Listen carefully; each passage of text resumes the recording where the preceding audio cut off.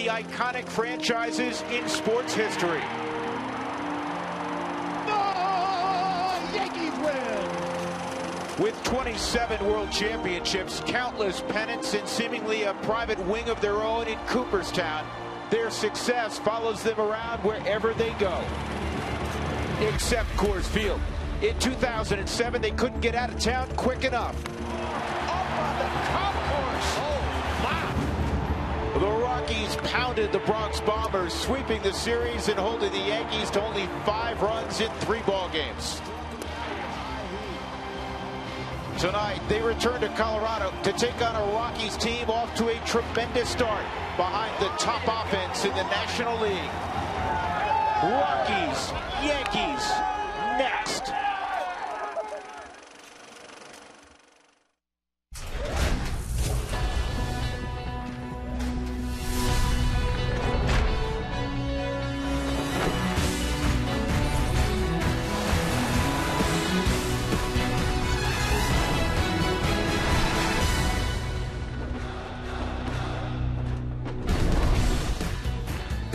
Welcome to Denver for the Subaru Series presented by Mike Shaw Subaru.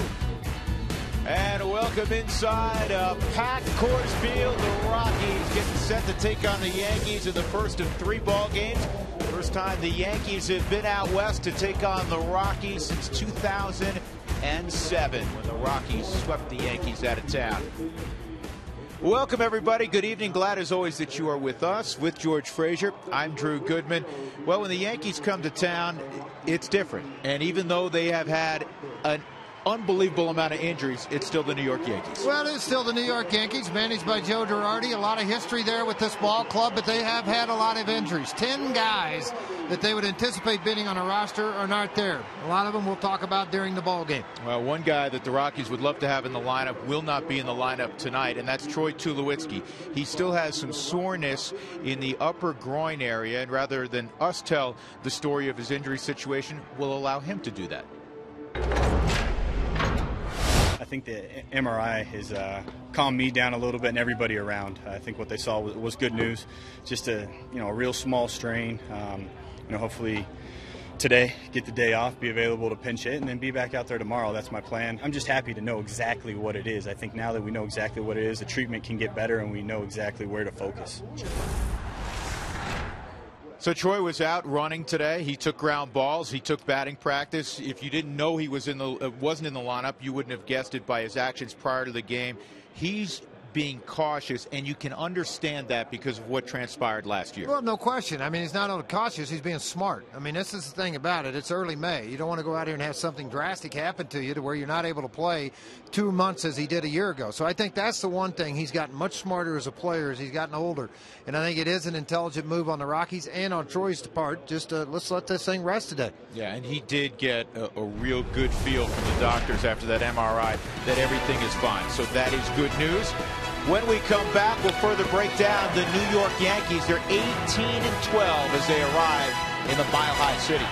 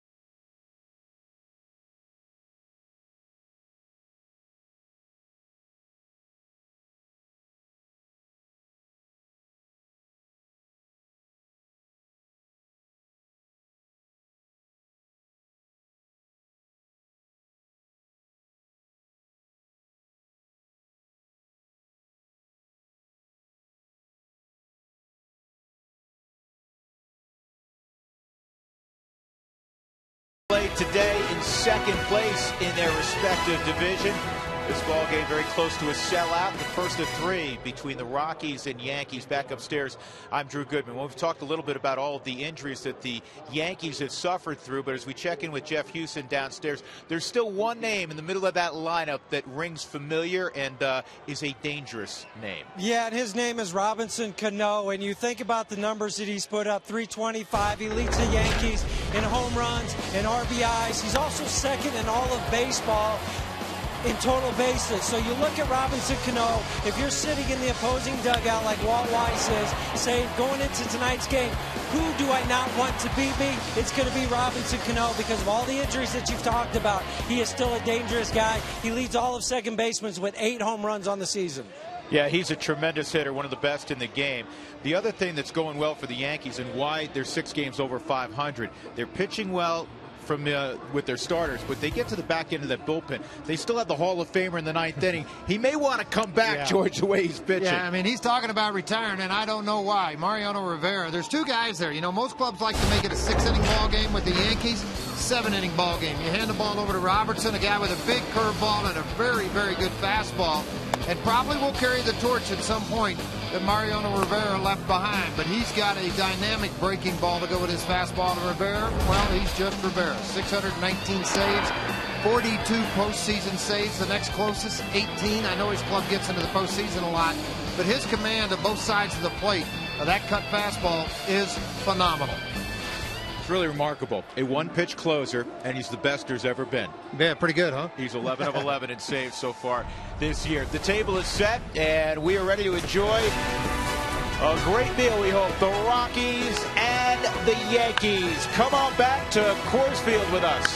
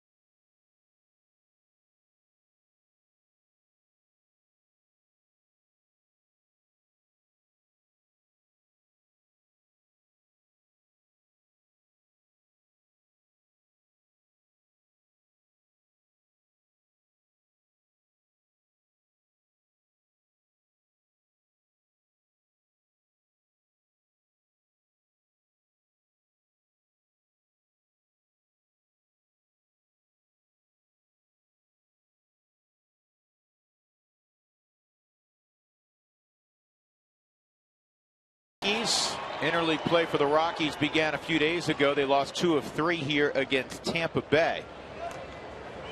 And a familiar name, most familiar with his time in Seattle, Ichiro. In his 2nd year now with the Yankees, he'll lead off. He's been batting in the middle of their order at times as well. And he takes a fastball right at the knees from Jorge De La Rosa. Strike 1 at 91 miles an hour. You wonder why the left on left to lead off a game. Suzuki hitting .382 against left-handers. 1-1. Numbers for Jorge. He's well, 2-3 with 4.18 ERA. Obviously, after you take away that loss that he had in Los Angeles, everything else in pretty good shape.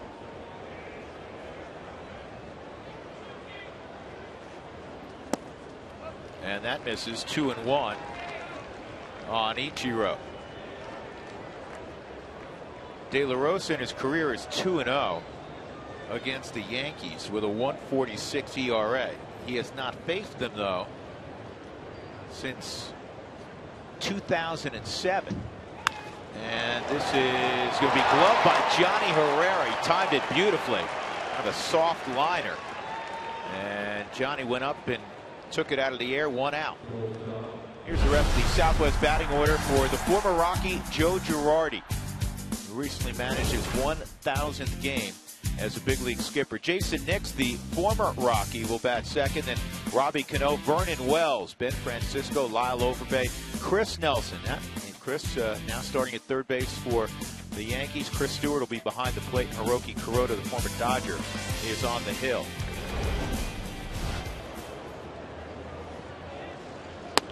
Jason Nix, if you recall from his days in Colorado, former supplemental pick, sandwich pick, if you will, between the first and second round. A guy that has plenty of pop.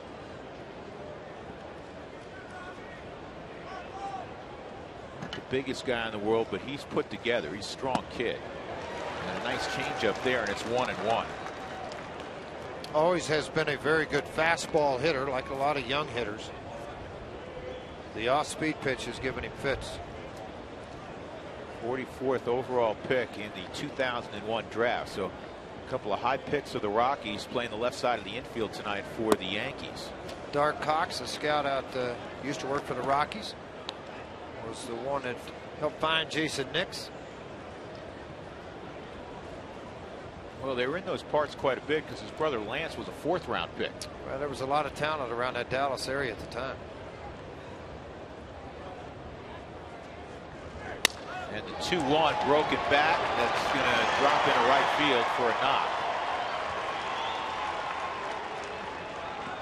And if you hear some applause in the background, that is accurate. Wherever the Yankees go, they draw well. And they have fans in every part of the world, it seems like. 1 on and 1 out for Robbie Cano.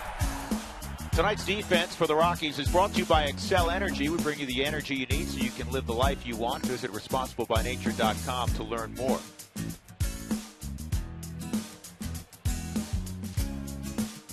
And it's Torrealba again catching De La Rosa. Johnny Herrera at shortstop, as we mentioned, for Troy Tulowitzki.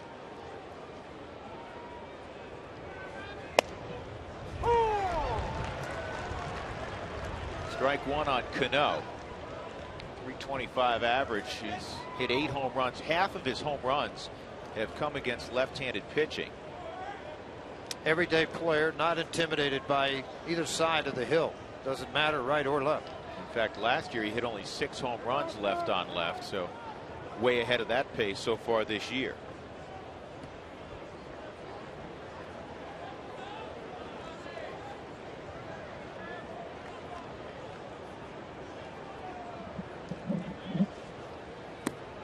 That's down low, 1-1. Jeff Houston joins us from the dugout area. It's my favorite. And Jenny's right there with Bo running the camera. See, Jenny's got the umbrella for us in case it starts to rain. But it's always fun when you're playing a team like the Yankees, only from the energy level that you get through the crowd, walking over here, down, sitting here. Because I know as a former player, you kind of got that special feeling too.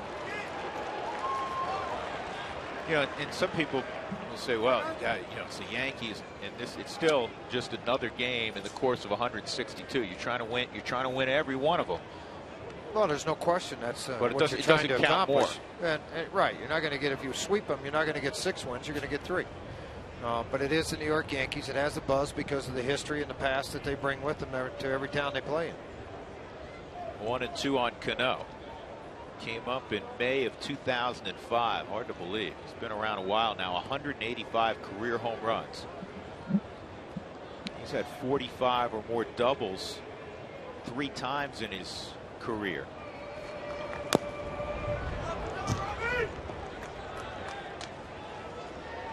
slugging leaders, he's 5th. Miguel Cabrera off to another brilliant start with Detroit. And I know we say this about guys in uniform, they're baseball players, but he's a guy that when you get closer to him, he just gets bigger and bigger in size. Just watching him walk out of the dugout, coming out to take batting practice. You know, Huey, it's so funny that you say that, because runner going and no throw, and Jason Nix has a stolen base. I felt the same way. You know, we've on occasion been around Robbie Cano, but you don't see him on a regular basis, and you're reminded, you know, he's not a diminutive middle infielder with pop. This isn't Dustin Pedroia, for instance, who is a great player but not all that big. Robbie Cano's put together, pretty good sized guy.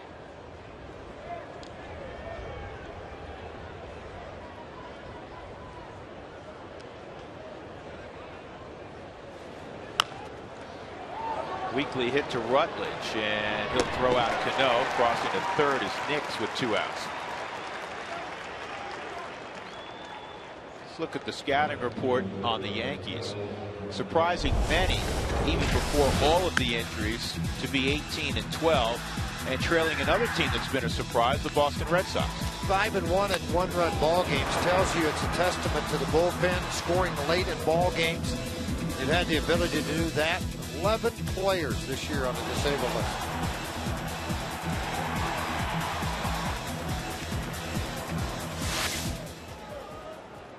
And now it's Vernon Wells with 2 outs. And Wells takes a strike on the inside corner. And I thought this was a good pickup by Brian Cashman. I mean, there's still something left into the tank. 6 home runs, 13 RBIs so far, versus the Rockies has struggled with the batting average, but hit the long ball.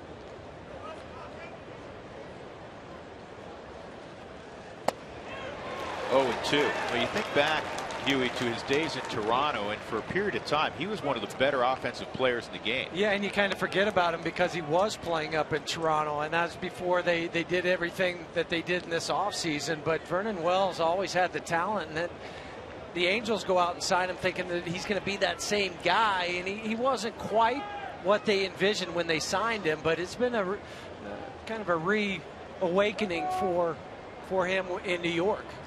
Yeah, last year he battled a thumb injury. He had surgery on it, was out for a considerable period of time. He is also one of the nicest people you will meet in uniform. Good friends with Brad Hopp. They grew up playing together on an elite amateur team in the Dallas area. And this is a high fly ball to deep left center field, but playable for Cargo. And that'll be the 3rd out. Solid start for Jorge De La Rosa. We'll see the Rockies with the bats against Kuroda when we return.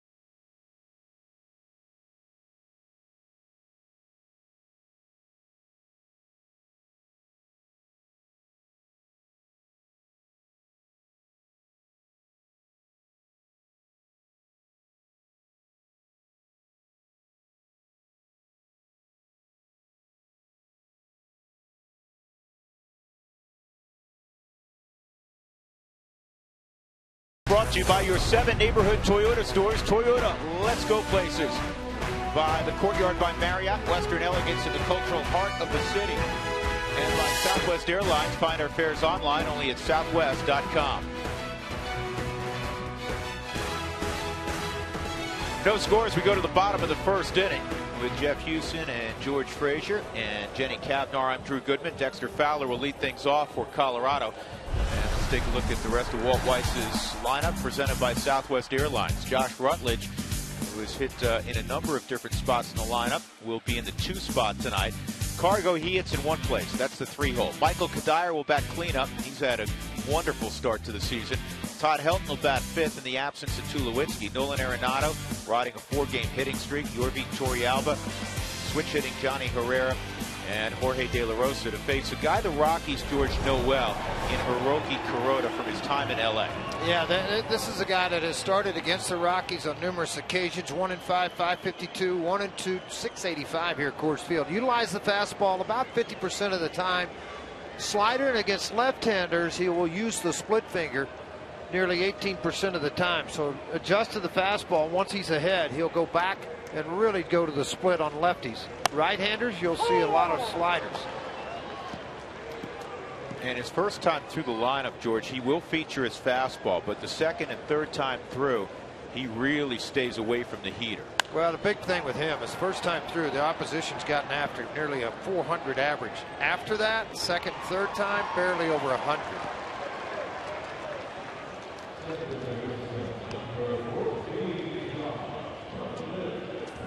Well, historically, the Rockies have gotten after Hiroki Kuroda.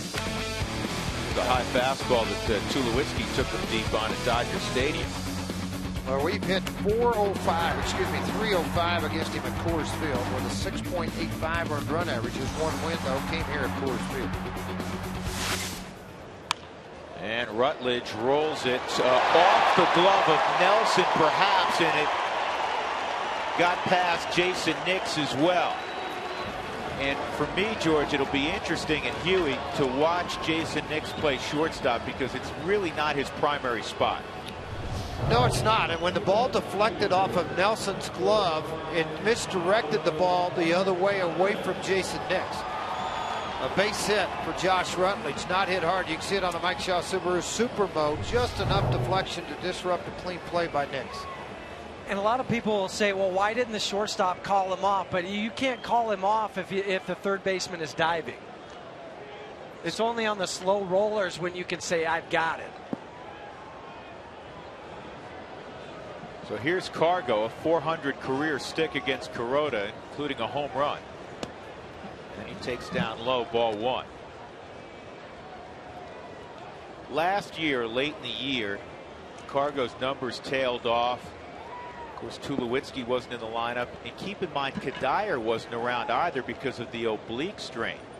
So even with Tulo out of there, you have protection, Jeff, with Kadire tonight. And that's the good thing for Carlos. He's out. Yeah. And Josh Rutledge gets picked off by Chris Stewart. And a strong arm by Stewart. He's thrown out 55% of would-be base stealers as they have waited for their catching core to get healthy again. And this young man, you watched him. He was with the San Francisco Giants, but that is a snap throw right on the money. Watch his right foot just slide out ever so slightly. That didn't give him the ability to get back strong. 3-0 on Cargo.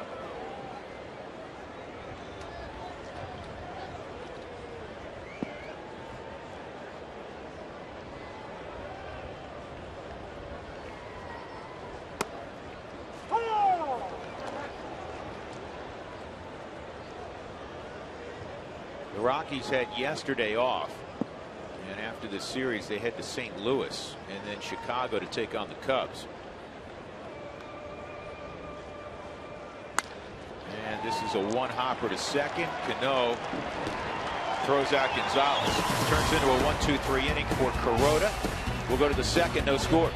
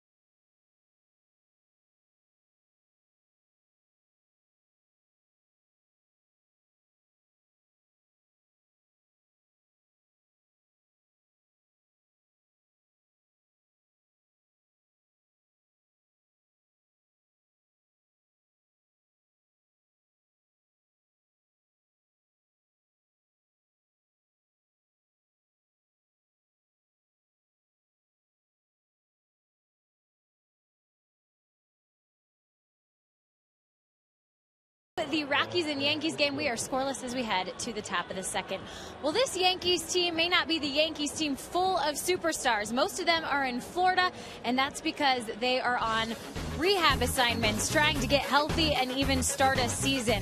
This injury report brought to you by Connect for Health Colorado. When you talk about some of the 11 on the DL missing, 5 of them include big-time position players. Alex Rodriguez, Mark Teixeira, Derek Jeter, Curtis Granderson, Kevin Youkilis, 4 of those infielders, and of course Granderson, the outfielder. Granderson and Youkilis due back perhaps in mid-May, but when you take a look at the 5 of these combined, they have 1,600 home runs over the course of their 65 combined seasons. So to say that the Yankees are missing some experience, well, I think, guys, that's an understatement. It's really amazing how many injuries they've had. The closest to being able to come back is Curtis Granderson. He got 5 at-bats today in an extended spring game down in Tampa. As you look at Tony Pena, the bench coach with Joe Girardi. Here's the 1-1 to Ben Francisco. Outside 2-1. And also, they're shorthanded tonight because Eduardo Nunez had a rib cage strain a couple of days ago. He's day-to-day, probably not available tonight. He's been starting at shortstop. And he's the old Huey, good glove, no stick. Yeah, and Joe was talking about that during his daily press conference with the media today. It said he came in feeling a little better today, but if it doesn't clear up in the next day or two, they might have to put him on the DL and join that long list that Jenny talked about. This is in the air to Dexter in center field. Francisco's retired. That'll bring up the veteran Lyle Overbay. Who wants tacos? Remember, if the Rockies score 7 or more during any game, go to participating Colorado Taco Bell locations the next day. Do it between 4 and 6 and get your Rockies taco special. And as I touched on, again, not to beat up Jason Nix, Huey, but he is not a true shortstop. So with Nunez down, they're a little suspect right now at that position. Right, more of a second baseman, can play some third, move around, but he's not a guy that you would want to go out there for a week or 10 days straight. I mean, it's no disrespect to Jason, but some guys are limited in their range, and he's one of those guys. So look for that here in the next 2 or 3 games in this series. Overbay fouls this one off. He's behind 0-2. Talking to Joe Girardi earlier, he credits 3 guys offensively with their terrific start. 3 of 4, actually Robbie Cano is the obvious one, but the 3 additional guys, the play of Vernon Wells, who George and I were talking about, this guy Lyle Overbay, and Travis Hafner. So he's getting a lot of good things from that mid-30s crowd. He is. Travis Hafner, when they have the DH in play, has put up big numbers, a lot of home runs, the RBIs. You're going to expect that from him. And I think, you know, when you look at Cano, then you see Overbay, guys that you don't normally would think would be a big part of this. Vernon Wells. To be 18-12, it's a testament to their pitching staff.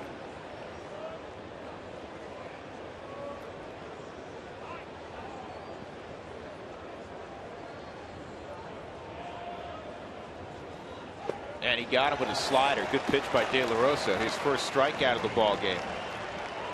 And that'll bring up Chris Nelson. Very good slider right at the very end. Good extension, good depth on this pitch by De La Rosa. Excuse me, forkball. Came up very good on the Mike Shaw Subaru Supermill. It just had the nice slider movement on it. Saw the finger split outside the baseball. And even down here at field level, it looked like the slider. So only the hitter could go back to the dugout and say, no, guy, that wasn't a slider. That was a split. Here's Chris Nelson. Chris has landed on his feet after being designated for assignment when the Rockies brought up Nolan Arenado. A few days later, the Rockies worked out a trade with the Yankees for a player to be named later and cash. And Nelly's had 7 at bats. He's 0 for 7 so far in pinstripes. And it's 2-0. And you know, George and Jeff, they were picking his brain the last 24 hours on his former teammates, getting an additional scouting report. Yeah, and the Yankees have a system there of a lot of guys in cubicles in New York working that same scouting report, and match that up with what Nelson knows about his former teammates and how to pitch to them. 2 balls and a strike.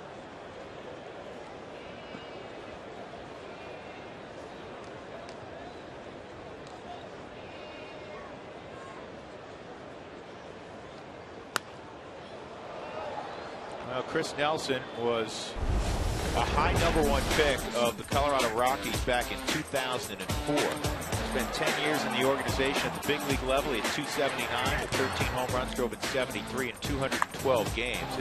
He had a terrific second half last year, but he knew that at some point Nolan Arenado was coming. Inside 3-2.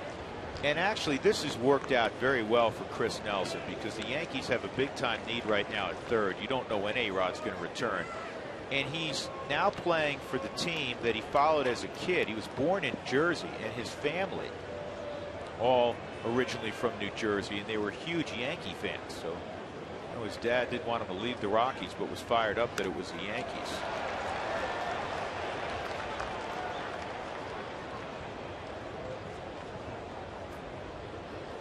The other name we haven't mentioned in terms of being injured is Kevin Youkilis. He had been the starting third baseman, and the trade worked out right after he got hurt.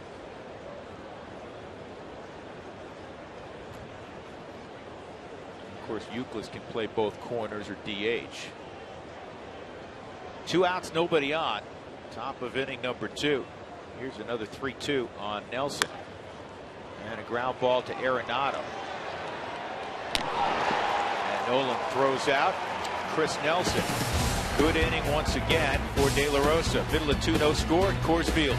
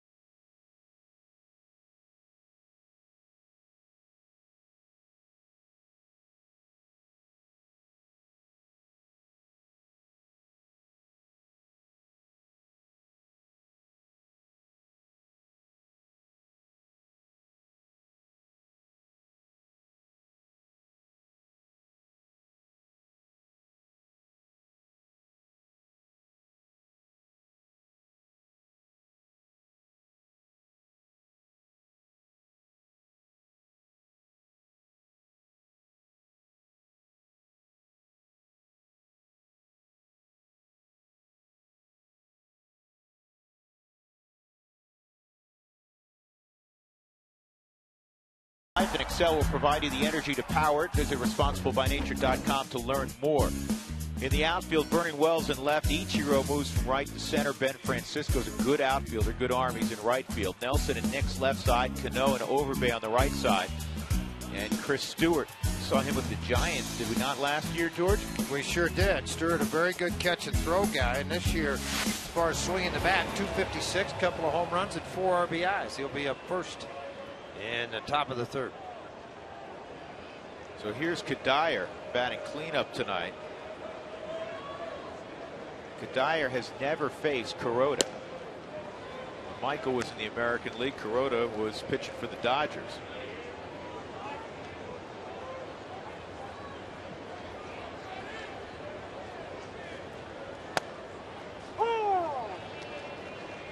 Michael tied for 4th right now in the National League in hitting at 333.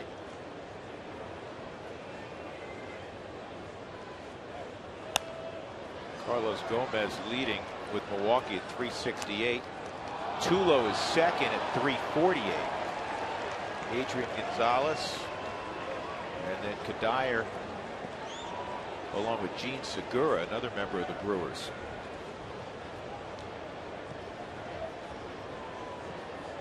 Rockies lost on Sunday 8-3 to Tampa. Yankees lost 5-4 at home to Oakland. Rockies fans, this season we want to answer your questions on air during Toyota Talk. We'll do it in the 5th inning. Here's how you involve yourself. Text the word Toyota, and your question is 720-720. And a slider strikes out Kadire. First-time texters will win a free day pass to the Denver Zoo, courtesy of your neighborhood Toyota stores. One out, and that'll bring up Helton. Todd has 5 hits and 18 at-bats against Kuroda, including this hit. That was back in 2010. And Todd hits the first pitch to left. Vernon Wells will move over and make the catch. Jeff, it is pretty breezy up here. I imagine it's real windy down where you are. Yeah, it is, and even the flags are showing it. So the balls that are going up in the air, you're going to see them. They're going to start to get pushed back towards me this way. Even though the flags are kind of going that way, you can just feel the breeze starting to hit you here. So for the outfielders, they've got to throw up the grass in between pitches to make sure that it doesn't change where they are. Jeff, I do have my overcoat if you'd like me to have it sent down to you. No, I brought another coat. I just had to borrow Jenny's umbrella. Nolan Arenado takes inside. Truth be told, that's your umbrella. Don't pass it off on Jenny. No, it's a nice leopard print, though. Now, let's see how they pitched Nolan. I mean, this is a young kid that they went inside, then they hung one. I don't know if that caught the umpire or if it caught Stewart. I think it caught the umpire. Ron Kolpa is behind home plate. We forgive you, Ron, for waiting to identify you until you get hit with a foul ball right off the mask. Chris Caccioni's at first. Phil Cuzzi is at second. Tom Hallian, the crew chief, is at third. Stays inside on Arenado, and it's 1-2. Nolan with a 4-game hitting streak. He has been as advertised in his first 7 games in the big leagues.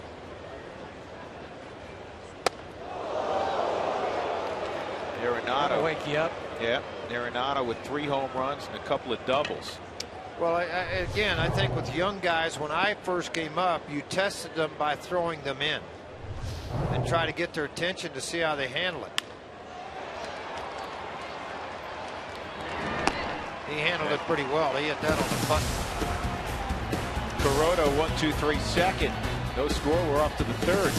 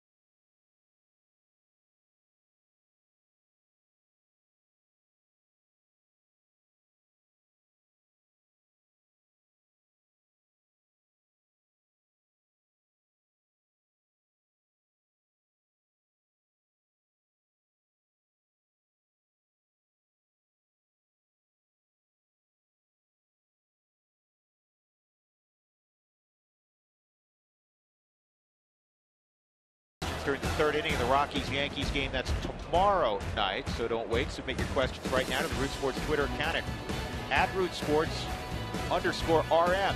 and see them answered by Joel on Twitter tomorrow during the 3rd inning. Chris Stewart, Hiroki Kuroda, and then Ichiro here in the 3rd against De La Rosa.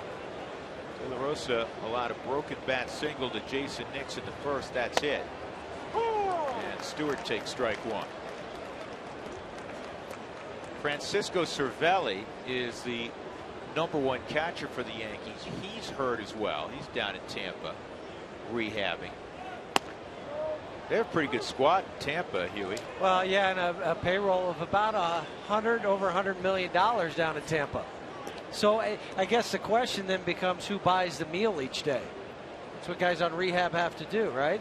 Yeah, listen, they're not hurting for anyone to buy meals down there. Between A-Rod's $29 million per and Jeter's 16-something. Arenado comes up with it, and he'll throw out the catcher Stewart. Time to meet the coaching staff for Joe Girardi. Tony Pena, as we mentioned, is bench coach. Mick Kelleher's at first. At third base is Robbie Thompson. Larry Rothschild's his pitching coach. Kevin Long, an outstanding hitting coach. And one of his closest friends when he was playing is the bullpen coach, Mike Harkey, who was with the Rockies for a period. Yeah, Tony Pena, too, has been a manager. Larry Rothschild has been a manager. So, I mean, he's got guys surrounding him on that coaching staff, and then there's an extended coaching staff, too, that you don't see in uniform and in the dugout. They do an awful lot of the scouting reports, preparation defensively, how they're going to play different guys.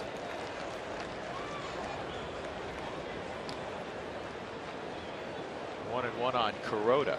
And because of Kuroda and Suzuki, you have Drew showed that press area of the Rockies being fairly full.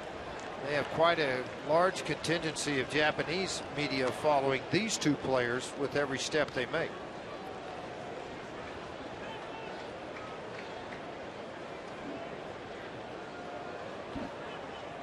Two-one on Kuroda, and he bounces one to second. Well, it's impossible right now with the Yankees, not to mention their injuries, kind of like last year with the Rockies, all the injuries they had, particularly in the second half.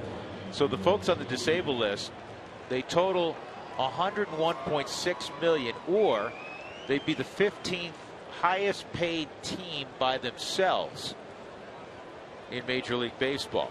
And of course, the Yankees payroll, even with all the moves the Dodgers did last year and in the offseason with Greinke, they still have a higher payroll than the Dodgers, who are #2. They do have a higher payroll. When everybody gets healthy, they expect the results of what they're being paid. What is the threshold for the luxury tax? $175 million? They're over it. Yes. And to be honest, Jeff, I don't think they care. They haven't cared for quite some time, even though there's been statements this year they would like not to have to pay, but they've been a team in years past. They just wrote the check. Yeah, but that, as you alluded to, George, that has changed the last couple of years. They'd like to whittle it down. Yeah, conspicuously quiet during the winter the last couple of years. That just missed away, 2-1.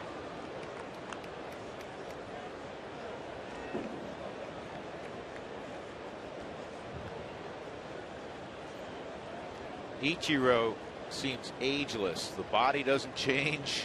You watch him run, as we were doing during batting practice when he moved around the bases. He takes unbelievable care of himself. 39-year-old future Hall of Famer.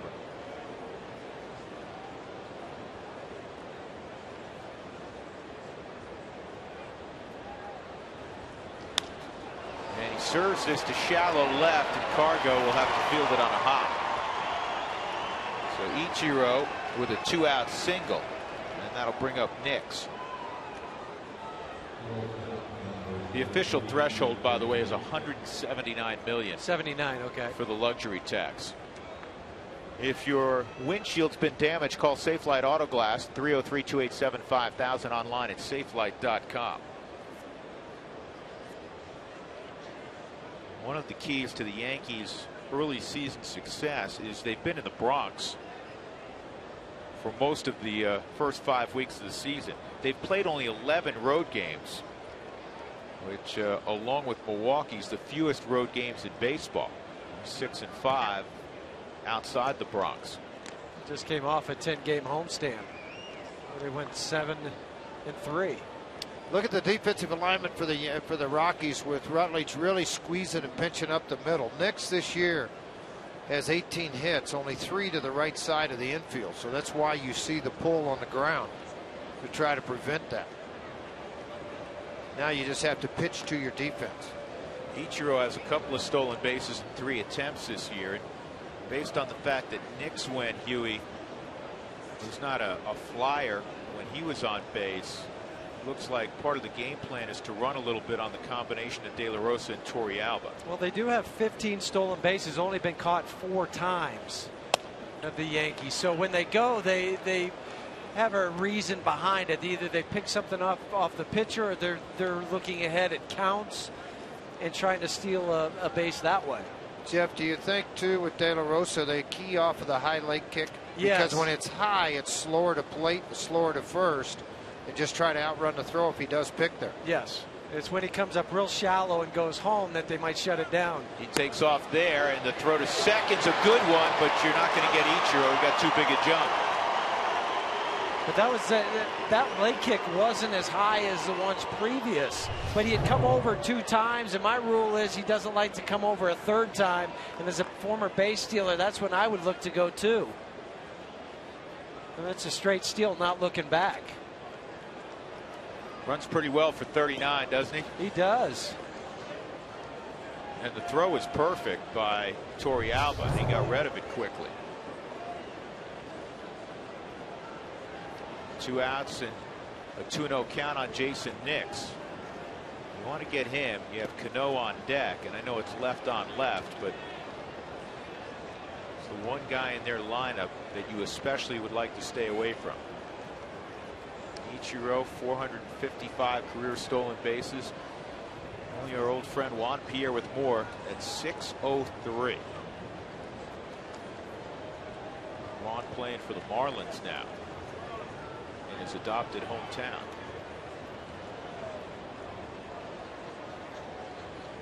And Ichiro takes off for 3rd. 3-1. Only a good play if you can get there standing up. One look was what you start to time yourself off of. See, one look, turn the head back to home plate, and it allows a big jump. Plus, your defense is so far spread. You're going to say, with 2 outs, I'm a big believer in leaving your defense stationary. Don't be jockeying back and forth, particularly in the top of a lineup. You just open up way too many holes.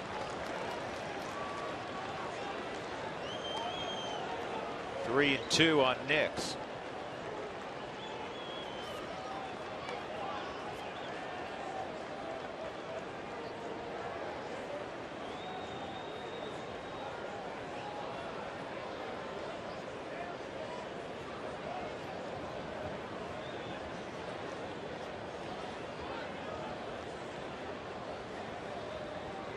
Strike 3 on the outside corner. De La Rosa freezes Jason Nix and leads Ichiro in 3rd. Good looking pitch.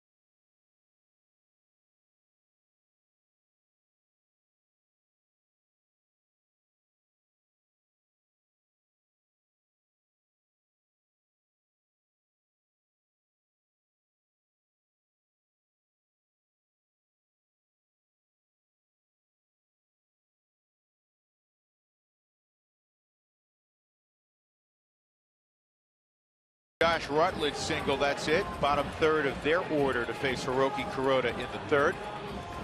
AT&T trivia question. In the Yankees' 2 previous visits to 20th and Blake, they used the same 3 starting pitchers, actually in the same order.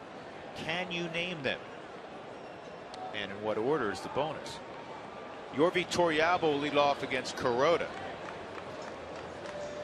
Torrealba 3 for 10 lifetime against Hiroki.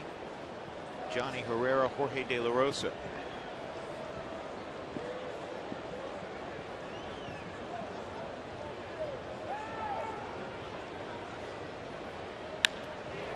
On the ground to Chris Nelson.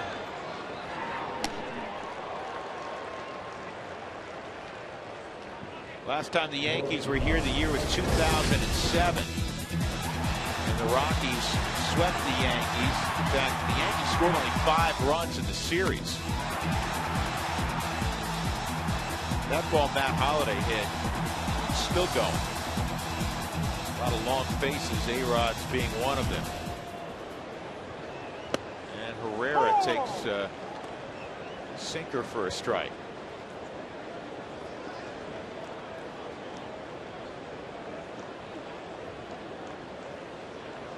Here's an interesting stat on Johnny. One of the reasons he's so valuable. Not going to hit the ball over the wall. Well, on occasion. He does everything you want for an extra player. And last year, and if this is fair, it is. Johnny's doing his thing again. It's going to be a 1-out double. Huey, last year, in what turned into obviously a very difficult season for the Rockies. When he started, the Rockies were actually over 500. They were 28-27, again, in a year where they lost 98 games. And I also look at a guy that goes about his business every single day. You don't have to worry whether he's going to get his work in. If he's not, from the Mike Shaw Subaru Supermo, just see he stays on that one, keeps his head still so he can drive it to left field, right about 3 feet in front of the chalk line. And now De La Rosa. De La looking for his first hit this year. See, and from the National League perspective, with a runner on second base, you're not going to bunt. But their defense was saying, well, will he bunt, will he not bunt, because they don't face a pitcher that often in this situation. And so they had the corners pulled in. Now they have backed them up a little bit. Overbay has moved back behind the bag at first base. Nelson's still even at third. Nix is leaving a pretty sizable hole on the left side, Jeff. Well, for a guy that doesn't figure to pull it. Right, and Jorge, if he's going to hit the ball, it'd be a line drive to left field, left center field. Yeah, but see, that goes back to the inexperience of a guy not playing shortstop regularly. Don't worry about the base runner if you're Jason Nix, because Jonathan's not going to steal third base. Cano's pulled over on De La Rosa as if he expects him to pull the baseball.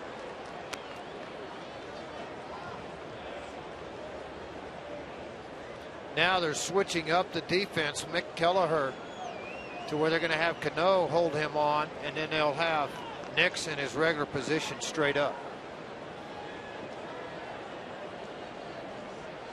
Yep, they've completely flipped it now. Wondering why they didn't do it earlier. Here's the 0-2. That bounces up there, and Stewart keeps it in front.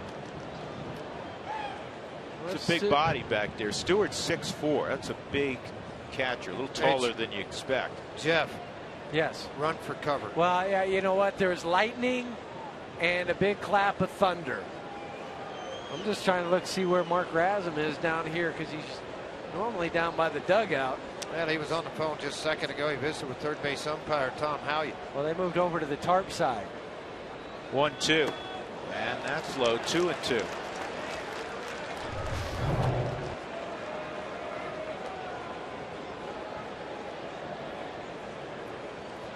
That is up behind the stadium in downtown Denver. Yeah, it's a good look at it on the Mike Shaw Subaru Supermo. There's Raz.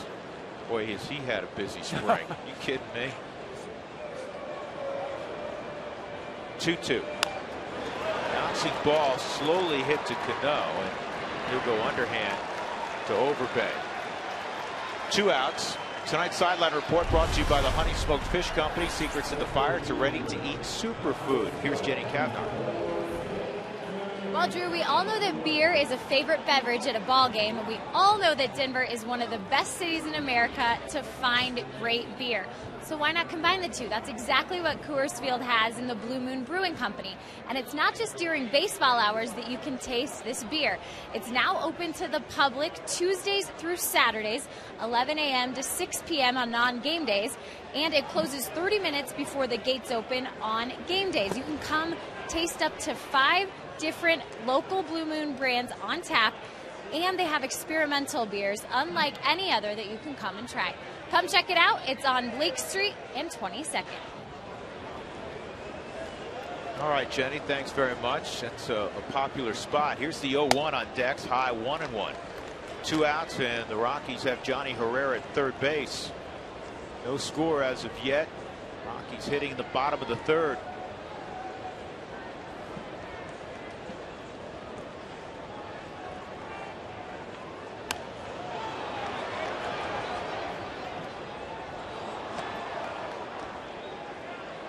He's 4 for 20 lifetime against Kuroda.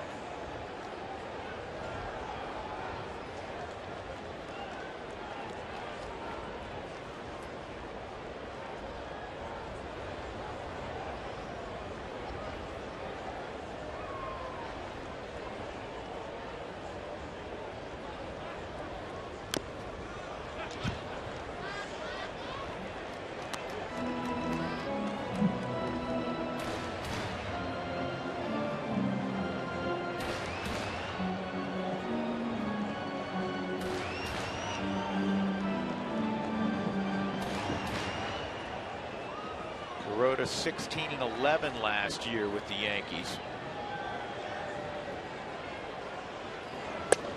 2-2. Because of that pickoff at first, Jeff, it seems like Stewart's gotten the attention. They get their lead, but they're sprinting by. Yeah, and you have to make sure too with this wet ground now that you get set when that ball crosses this plate and you're not off balance as a runner. And 3-2 on decks. Who has non-base percentage above 400. In fact, the Rockies have 4 of the top 10 hitters in the National League in on-base percentage and slugging percentage.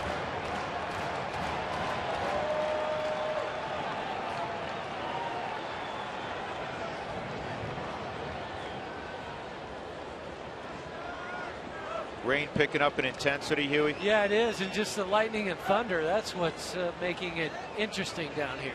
3-2. Ball 4 went slider. And so now you have a first and third situation for Josh Rutledge.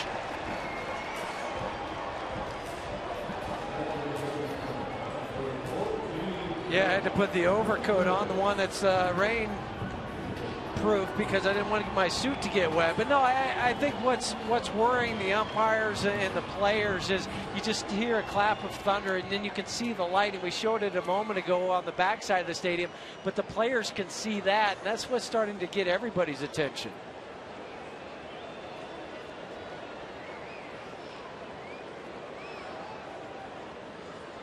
Here's Rutledge, first and third. And a slider for a strike. That walk by Fowler was his 17th, which ties Cargo for the club lead.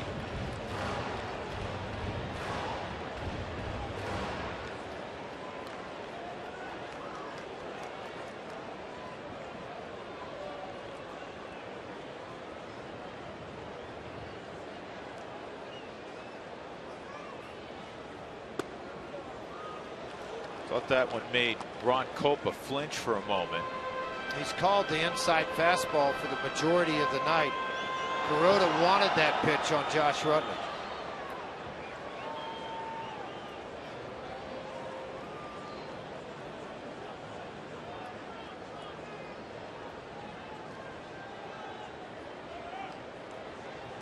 One.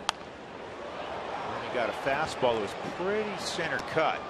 Fouled it straight back. 1-2 on.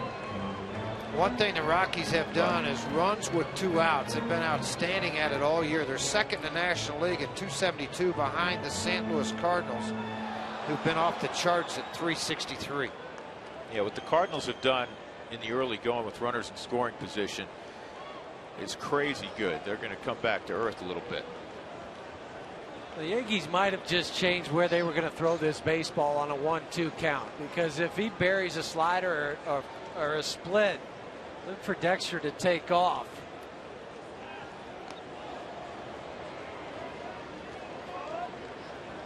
So, because I was looking in the dugout, watching Tony Pena, and he gave different signs of where they were going to throw, and they could have changed it from throwing all the way through to throwing down to third or just eating the baseball.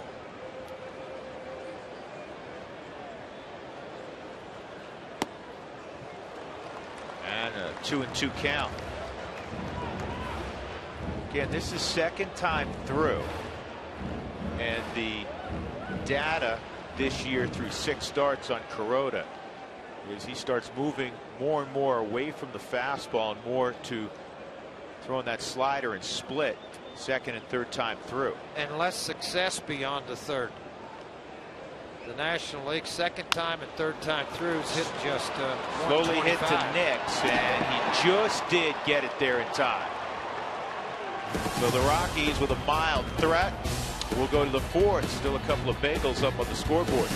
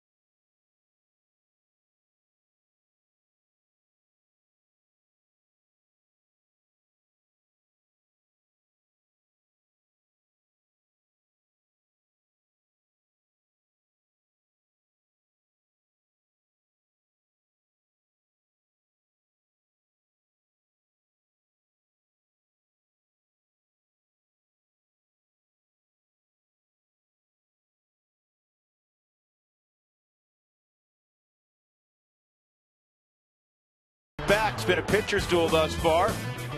Hiroki Kuroda's been very good, and so has Jorge De La Rosa. Both pitchers have allowed just 2 hits.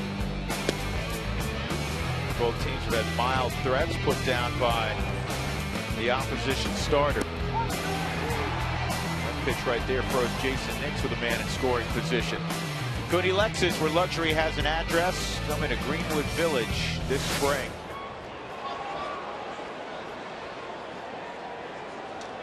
Mark Razum, the crew chief, the groundskeeper, head groundskeeper with the crew chief Tom Hallion. Yeah, it kind of looks like it's just like a black cloud just hovering over the ballpark right now. Yeah, they're clearing out the upper deck as we speak because of lightning. This has been a crazy spring, to say the least. Robbie Cano, 3, 4, and 5 for the Yankees. And the curveball's fouled off, and Cano's upset that he fired at that. Cano, Vernon Wells, Ben Francisco. The biggest thing when it's raining this hard, and it is coming down fairly hard, is that your footing as a pitcher when you land. If you happen to heel strike, it's a tendency to have it slide out from under you. So you really make sure you plant the lead foot down strong, and that's why you see them clean everything off the shoe repeatedly.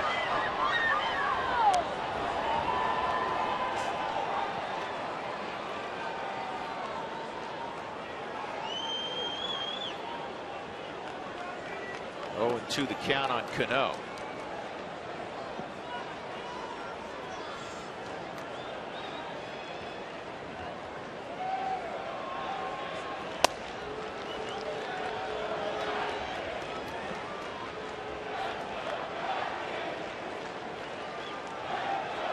Cano a year ago hit .313 with 33 home runs. He drove in 94 at 48 doubles. 2 previous seasons he had 118 and 109 RBIs.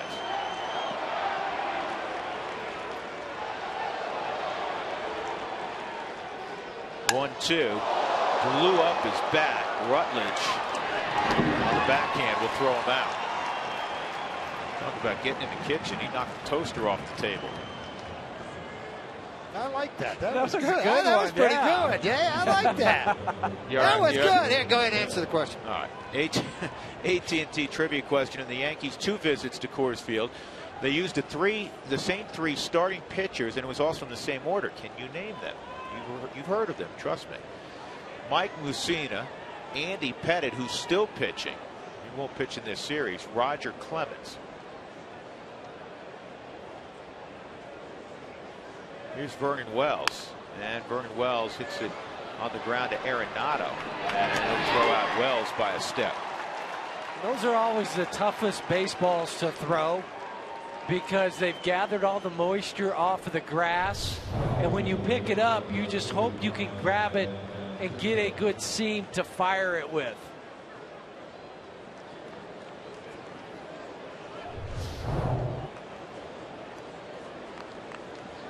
By the way, for the Rockies in that series, Josh Fogg, the Dragon Slayer, Jeff Francis, and Rodrigo Lopez pitched.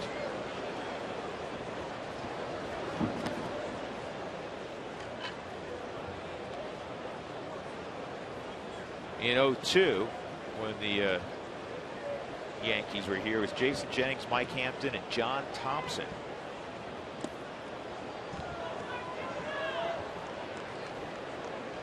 Rockies are 5-7 all time against New York.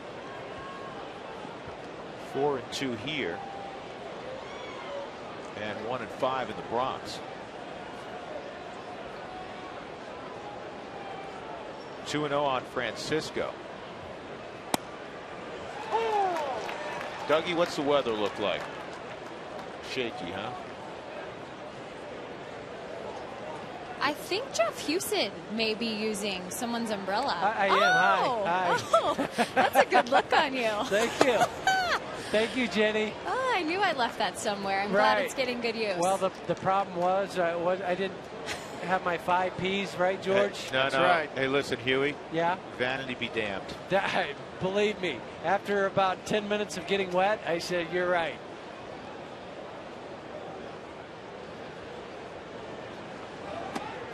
And that's ball 4. Francisco draws a walk. First walk issued tonight by De La Rosa. That'll bring up Lyle Overbay.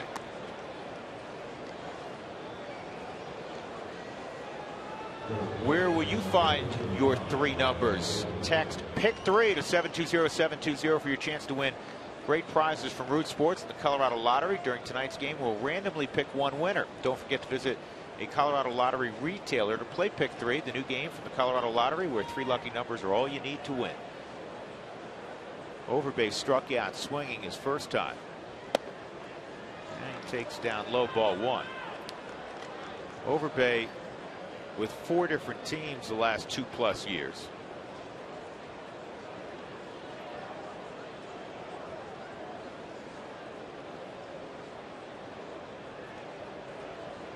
Well, the first 15,000 made against the Yankees are going to receive. How can that be against the Yankees? When the Yankees are here, you're going to receive a cooler bag courtesy of King Soopers. Tickets are still available for all of the Yankees games, but they're going fast, so make sure you stop by one of the locations, pick it up at 303 Rockies or Rockies.com. Rutledge dives, snares it. Did he get into second in time? Out at second base. Great play by Josh Rutledge. And a flip just in time to Johnny Herrera.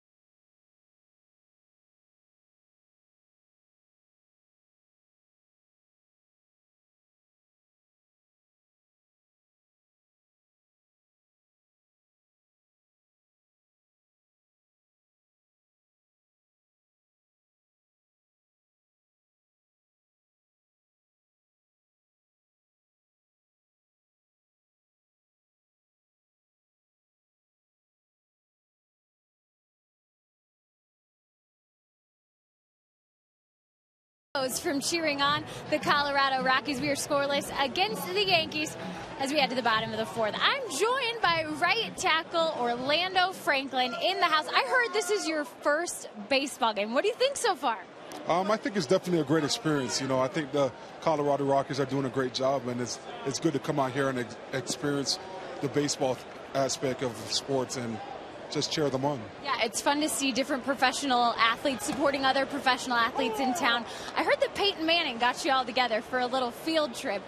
Is he as bossy on the bus as he is on the field with all that hurry business? Not at all. When he originally sent out the text message, he asked who's... That's not right. And that is Eric Decker, the culprit here. We got to get him on camera. Eric Decker. I guess Orlando, that's a little baseball tradition for you. I tell you what, Jenny, of all the people I would not throw a pie in the face of, that would be one. Mess with this guy. You're a good sport. Thanks, Orlando. Oh, my goodness. I think that was planned. I'm not going to lie. See what you started, Jen? They said they had to welcome into baseball culture.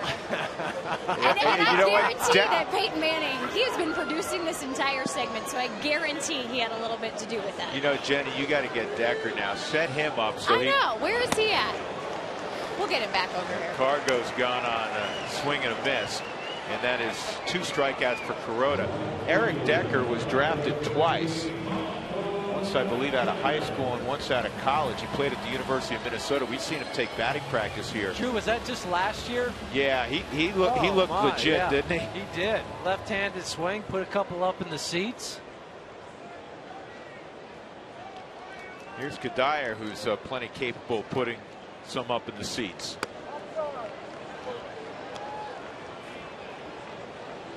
Michael's hit 12 of his last 13. He has 11 RBIs over his last 13. First time up, he tried to go away with a split when he was ahead in the count. Now behind in the count. See if he goes to something off speed.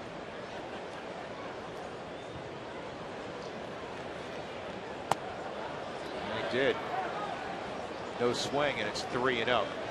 There you got the video of it. There was what a setup. Do you know what? That just gives you a little idea of how important Peyton Manning is. Talk about leadership and having a esprit de corps. Get together on the eve of a mini camp coming up in a few days. Great turnout too. Very good turnout. It's good to see.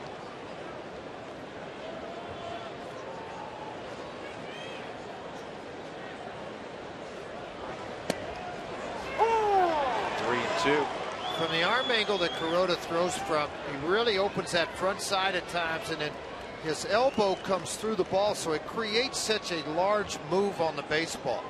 Outside corner to middle. 1 out in the 4th inning. Here's a remarkable stat for Kuroda this year. The opposition in the first 3 innings hitting .318 off of him. After the 3rd inning, they're just 6 for 66 against him. That's a batting average beneath .090. Strike 3. A high strike called by Ron Kolpa. 2 outs. Well, Kadire couldn't believe it. Now see if the 4th strike zone can believe it. Apparently not. If it did, it barely caught the zone, but it was on the outer half of the plate too. That's what even made it hard to sell. To me, on the overhead, that's outside. By the way, Tyler Chatwood, first start back at AAA. He's given up 2 hits in 5 innings, no runs. He struck out 5, lowering his earned run average to 1.37. 54 pitches for Chatwood, with 6 ground ball outs and 1 fly ball out. Out of those 54 pitches, 41 strikes. Glad to see Tyler go down and repeat exactly what he had done here in the 2 starts. 2 strikes on Todd. That's what you hope for a young guy to go down and do what Tyler did, not pout. Well, in the lineup he's facing with the Iowa Cubs tonight, Littlebridge, big leaguer. Bogosevic, big leaguer. Vitters, big leaguer. Brad Nelson in the big leagues. Steve Sapelt, Darnell McDonald. So there's like 5 guys that have a year or more in the big leagues in the roster of the Iowa Cubs. And Sapelt just got sent out. 2-2. Bogusevic, 4.11 average. Wow.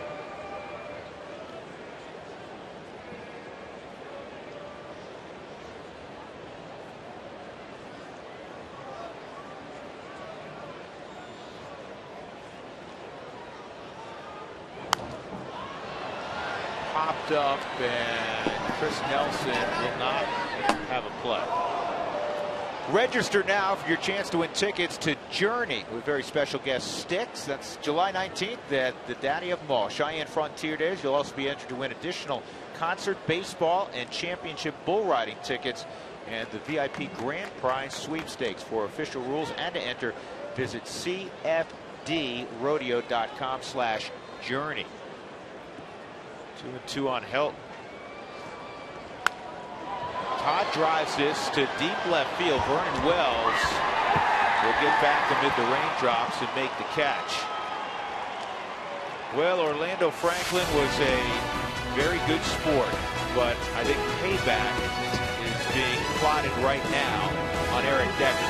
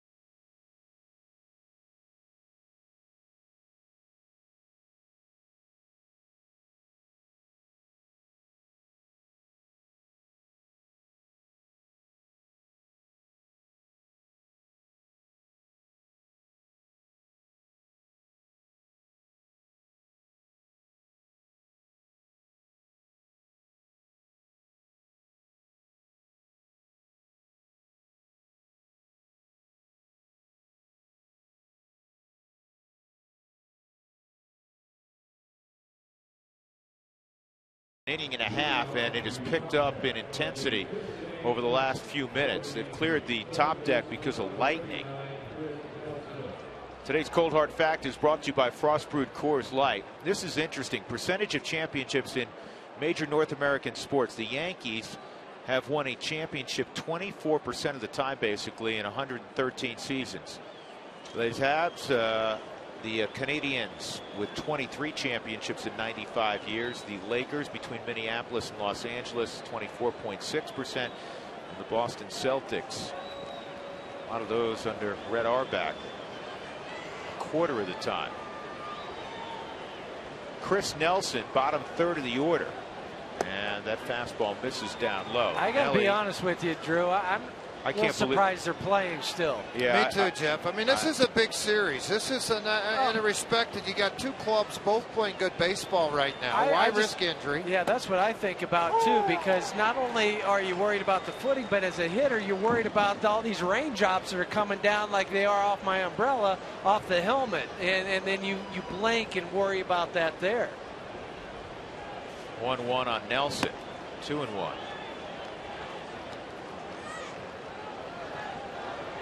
For a Toyota Talk inning.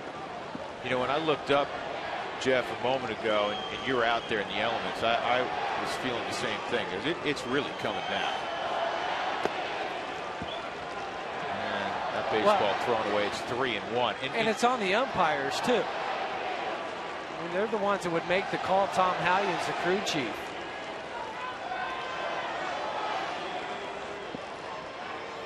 Where do the fans go when they have to leave their seats in the upper deck concourse?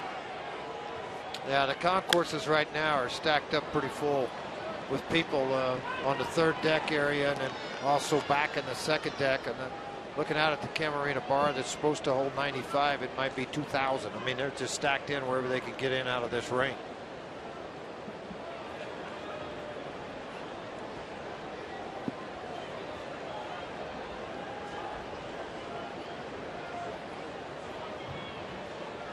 Three and two. That's line to right. Kadire on the move, and Michael reaches up, makes the catch. One out. Who's the Rockies' ace pitcher? Well, the Rockies' top pitcher right now, you would have to say, is Chacin. He started opening day and came off the disabled list the other day.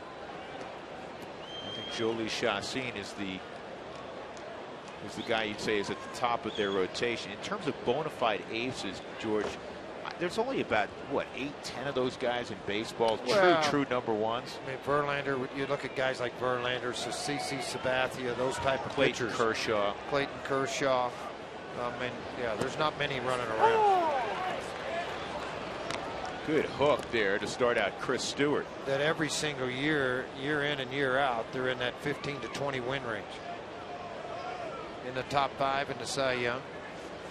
I'll tell you, there's one coming in New York in Matt Harvey. Harvey, they're in extra innings. The Mets and Chicago White Sox. Harvey tonight, George, threw 9 innings, did not allow a run, did not walk anybody, struck out 12, and he gave up 1 hit. I know he's a big horse, and I know that Terry Collins' job is somewhat in jeopardy there.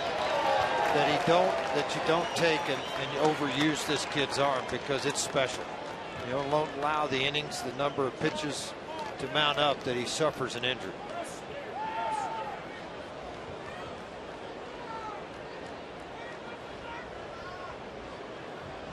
One and two on Stewart. How many switch hitters do the Rockies have? From Megan down in Durango, beautiful town, love Durango. They have 3 in Fowler, EY, and Johnny Herrera.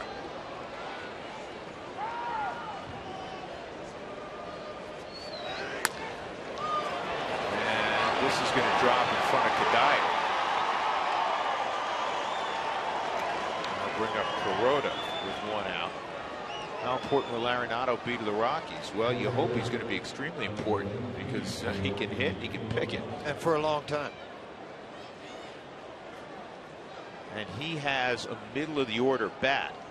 The only problem for him is the Rockies have a lot of guys who have middle of the order bats. But it doesn't matter at that point. You know, when you got a bunch of guys like that that can really swing it top to bottom, it's like the Yankee lineup when everybody's healthy. You know, it's anybody could hurt you at any point in time, whether he's hitting 2nd, 7th, 8th, it doesn't matter. You know, and right now, truth be told, when the Rockies roll out their quote-unquote A lineup, Arenado will hit either 2nd or 7th, or even 8th.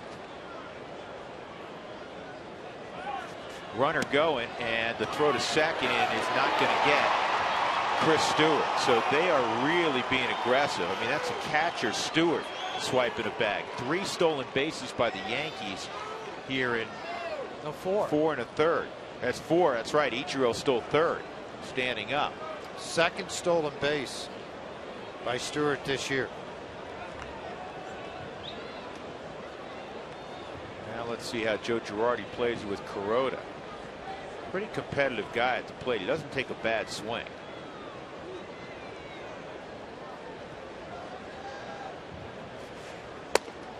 He didn't want any part of that heater, Huey. No, he didn't. He's looking back at the umpire thinking that that was low, but that was a good pitch at the knees.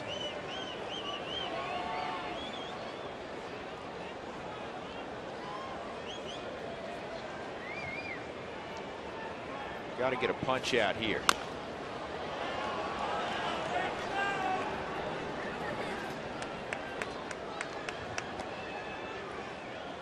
Has anyone ever hit the Toyota truck in left field? No, not from home plate.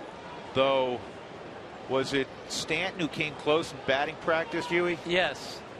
And think Rosario did it the other day. He bounced one off the concourse, but that might have been closer to the Helton Burger Shack.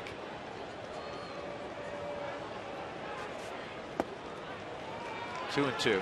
Keep in mind, it's 485 feet, but then you have to hit it, what would you say, 60, 70 feet high? Ground level, at least 50 feet.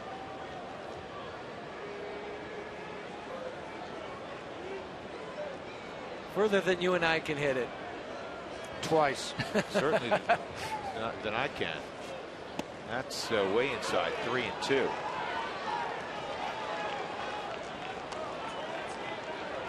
This is where, towards the mental side of things, really comes into play, where you can't allow the elements to affect what you're doing. But they do. Even though you say you can't, they do. You can be as mental tough as you want to be.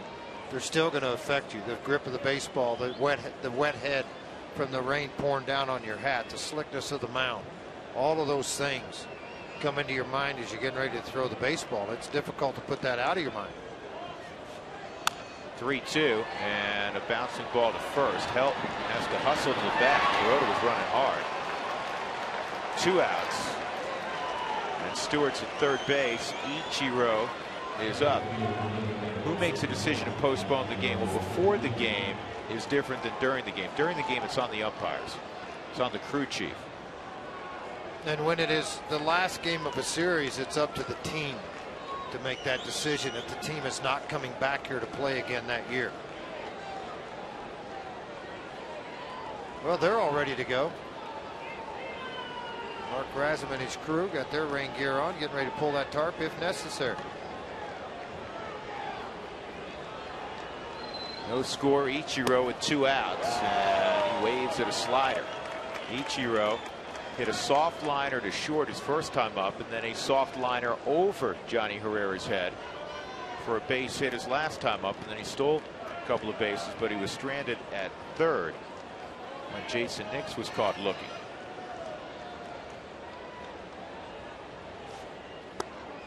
Outside, who's the rain harder on, a pitcher or a batter? Pitcher for me.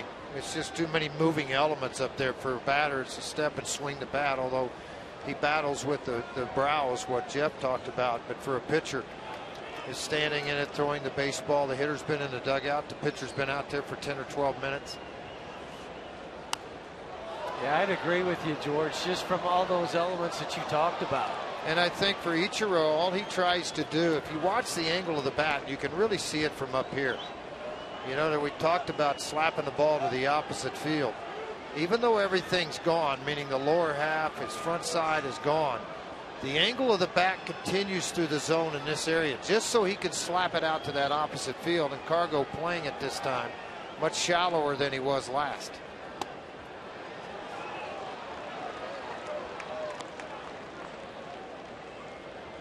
What did the Rockies get in the Nelson trade? David in Lahara, a player to be named later. That player hasn't been named yet, and the Rockies also got cash in the deal. 2-2.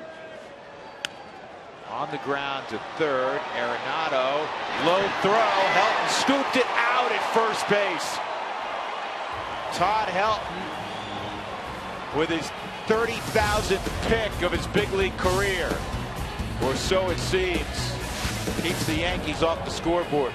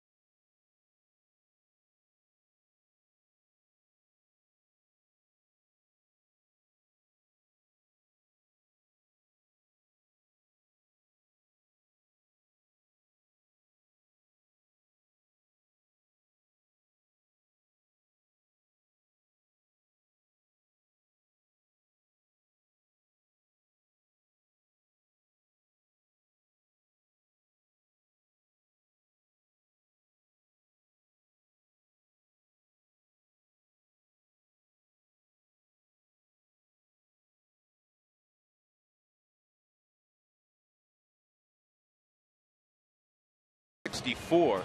Lead the league in home runs as well, but they've been shut out thus far by Hiroki Kuroda. Time for the big hit presented by Mako, the company that repairs all kinds of hits. Saturday, Nolan Arenado at the plate. This has become a familiar look, a home run for Arenado. He's got 3 in his first week in the big leagues. Check out your local Mako for collision repairs and auto painting for as low as $349. Visit Mako.com today. Grand slam for Nolan Arenado. And he's up here in the 5th inning. Bounced to short his first time. Rockies have a couple of hits and a walk against Kuroda. A Rutledge single. A double by Johnny Herrera in the 3rd with 1 out. Dexter Fowler in the 3rd inning also walked.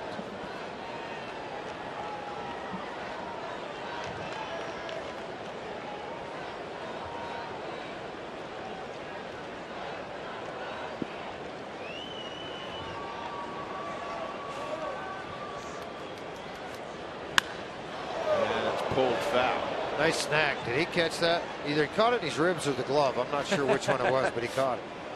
Hey, for a great deal, be sure you ask about the Rockies Sweet 6-pack with savings up to 25% off the regular price. 303 Rockies or Rockies.com/sweets. Be like the Broncos. Get a sweet and hang out at the ballpark. Is that Decker sitting with Orlando Franklin? They're good buddies again. Here's the 0-2. Outside 1 and 2.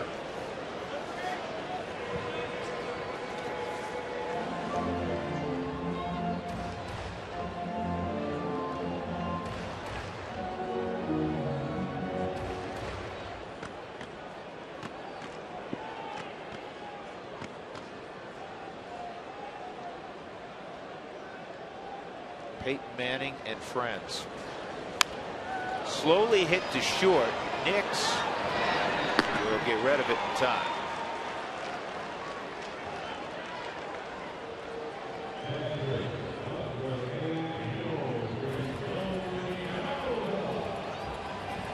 That'll bring up Torey Alba. Yorvie hit the ball hard, but right at Chris Nelson his first time at the plate.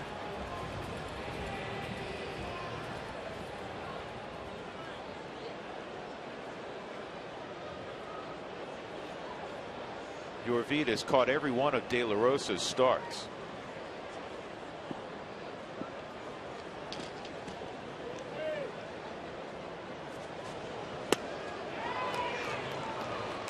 Change up in the bottom of the zone, 0-1. Wells Fargo customers, get your 2-for-1 Rockies club level tickets today by going to wellsfargo.com/Rockies. Wells Fargo Bank, member FDIC.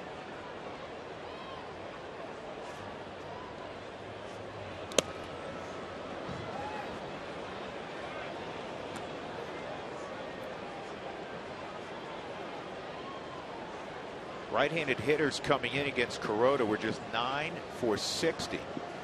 That slider. Tough on right-handers.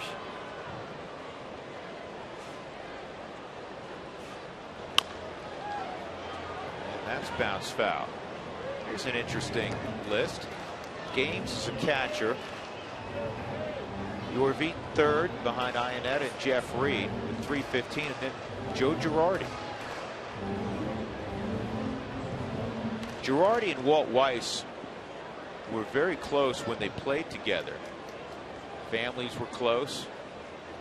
Both had great respect for one another.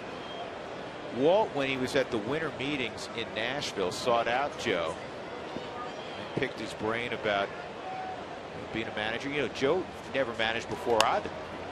He was a bench coach. But Huey, there's something about guys that play in the middle of the field. A lot of catchers become managers. Yeah. It's not bad to have a shortstop calling things at the top step of the dugout. Yeah, you're involved in so many different things throughout the course of a ball game, and obviously the catcher has everything in front of him. He's got to deal with the pitching staff. He is also worried about hitting. He can look at positioning, so that's why there's a number of former catchers that are big league managers. But you also have to have that ability to communicate with every guy on the team, no matter what position they play. Well, that's something that one of the many characteristics I think that Walt Weiss and Joe Girardi share. Yes. Both very likable, both easy to visit with. And it's not always just about baseball when you talk to them, and they delve into the family. How are they doing? Everything good at home? The kids doing well? As it should be that way with all, realistically, all former players that played on a team with somebody. It's such a close-knit fraternity that you do know all about their families and what's going on, except now when you get to their age a little bit, or my age, you ask a former guy, it's about grandkids, not yours anymore. Easy with Girardi and Weiss. They're not quite your age. Not quite. 3-1 on Johnny, and he's taken the whole way. Johnny trying to flip the lineup over here in the 5th inning. Double his first time up, and an easy play for Overbet. Kuroda rolling along. We go to the 6th inning. No score.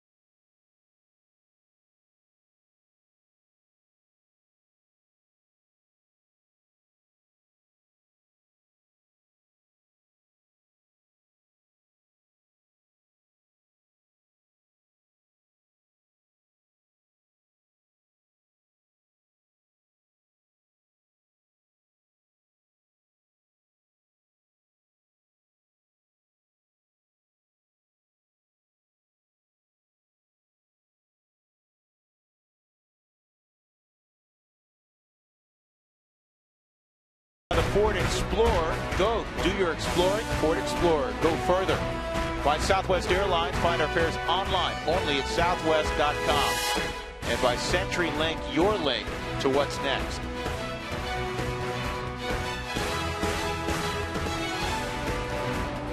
Those scores, we go to the 6th inning. The Yankees with 3 soft hits. The Rockies with just a couple of hits. And now they're putting a lot of diamond drive down on that infield. See, that's what doesn't make any sense to me. You know, they come out and spread this and try to do the best they can with all of this, but you know, if the field's starting to get into that kind of a shape here and it's a steady downpour, what have you accomplished? I mean, I would rather much see him covered up and hope it goes away for a while. Whichever one gets cold quick, umpire wise, they're going to be pointing, going, let's go. Come on. Got to change my jacket. Got to change my pants. Well, the one thing that does, as you guys both well know, if you get a game that we're in the 6th inning now, but if you get a game, say in the 3rd or 4th inning where you have a significant rain delay, you probably lose both starting pitchers and throws your bullpen haywire. And standard rule's 30 minutes. I mean, you get a guy set for more than 30, you don't heat it back up again. They tried that with Josh Johnson down in Florida. Matter of fact, Joe Girardi was the manager. He'd set for an hour and said he was okay, and that's when he had Tommy John. Jason Nix out of the 2-hole, and it's on the ground to Herrera. And Johnny with a good throw, and Nix is retired. And that's not an easy play after they just put all the diamond dry down. The ball reacts differently only because of it had been so moist before. Johnny makes a lot of plays look easy. Well, we thank you for texting in your questions during Toyota Talk. As always, for more answers, go to the Root Sports Facebook page at facebook.com/RootSportsRM. Tracy Ringlesby sticking around to answer some more of your questions. He's not moving. Is he working or is he napping? Oh, there he goes. No, his hand's working. Robbie Cano has bounced twice to Josh Rutledge.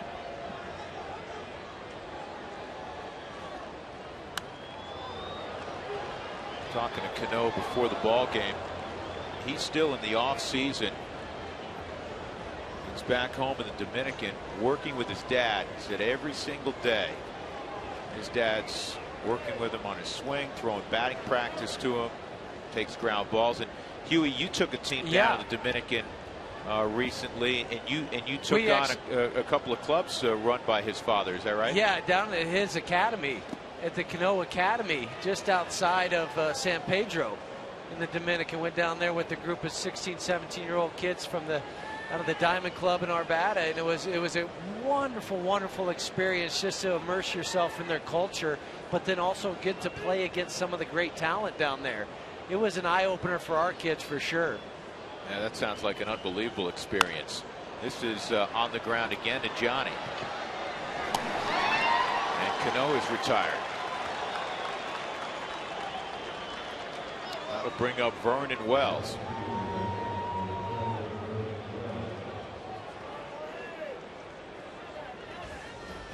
Are you the ultimate Rockies fan in Utah? Show us why you're the ultimate fan by taking a picture through Instagram or Twitter and tagging it with a Root Fan UT hashtag. For official rules, visit facebook.com/RootSportsRM.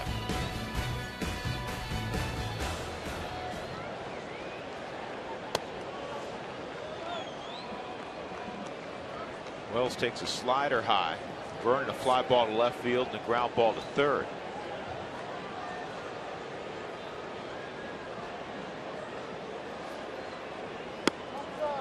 Off the outside corner, 2-0. Vernon was saying earlier it's been a good move for him.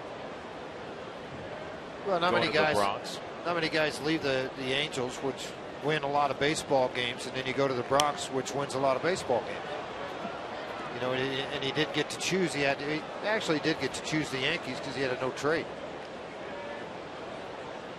So, I mean, good for him. See a lot of guys doing that when it's raining. Make sure that that barrel is dried off between pitches. 2-1 on Wells with 2 outs. And a good changeup down low. 2-2.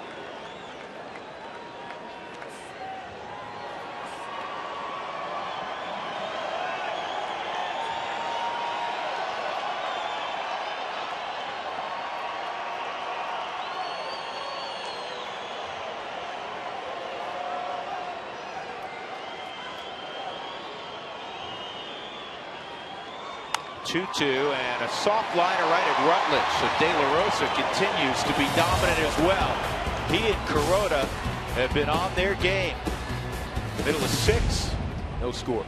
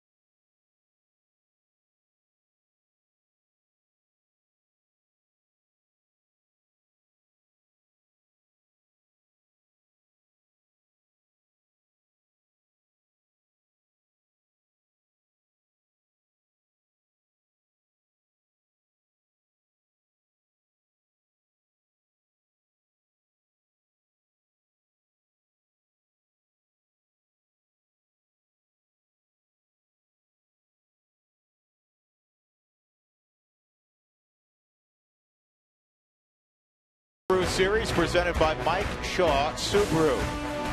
Rockies and Yankees, no scores. We go to the bottom of the 6th inning. Eric Young Jr. is going to pinch hit for Jorge De La Rosa. And then the top of the order as we check in with Jenny Cavanaugh. Jenny. Hey, Drew, you mentioned the relationship between Walt Weiss and Joe Girardi. They were teammates on the Rockies back in the 94 and 95 seasons. But from former teammates to now managers in the big leagues, Walt Weiss has nothing but respect for Girardi. Well, as a player, he was always a smart player. He was a leader on this club. When I was here, he was certainly one of our leaders. I admire the way he's handled himself in that situation in New York, having not managed before and going right from being a bench coach and taking over for a legend. I mean, it wasn't the easiest assignment, for a guy to break in as a manager under, and Joe is handle himself really well. That's not surprising to me. He's a high character guy. Always has been. Well, Girardi has 7 career seasons as a big league manager. He logged his 1,000th career game as a manager last Friday, and among active managers, he has the 2nd highest winning percentage, only next to Walt Weiss, who with an 18-3 record has a better winning percentage. Of course, a smaller sample size, guys. Yeah, a little smaller sample size with the Rockies. He had 290, 276, 262. Sharp guy, if you remember. Joe went to Northwestern. He was an academic All-American at Northwestern and got his degree in industrial engineering. Boy, how about the job by De La Rosa today? 6 innings, 3 hits, no runs, a walk, 2 strikeouts. Outstanding job. He's going to flip it over and hand the ball to Adam Ottavino now. He had a tremendous performance. Unfortunately, so is Kuroda for the Yankees. Too quickly gone here in the 6th. That'll bring up Josh Rutledge, who has one of the Rockies' 2 hits.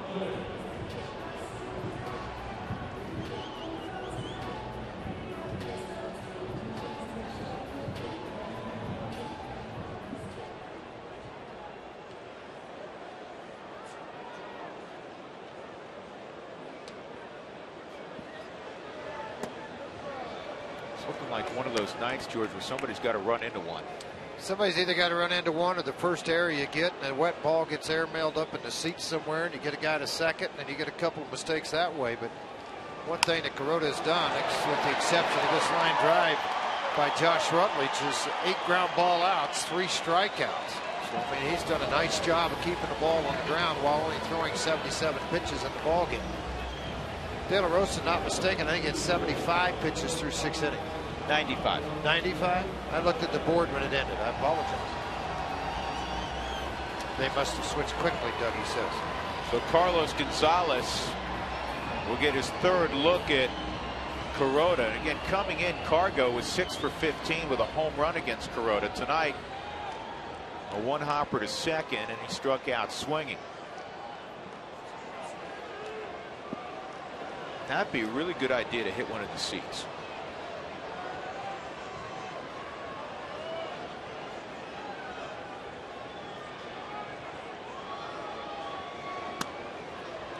Ball 1.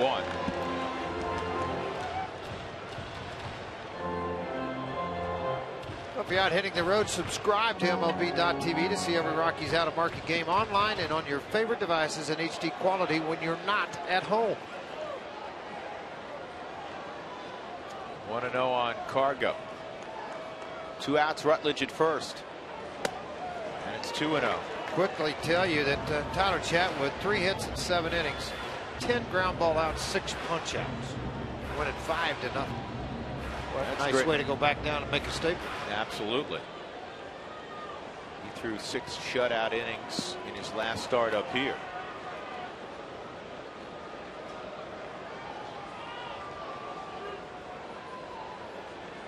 It's a fastball count. He may not give in, though. Cargo riding a 6-game hitting streak, 11 for 24 during the stretch, including a couple of home runs.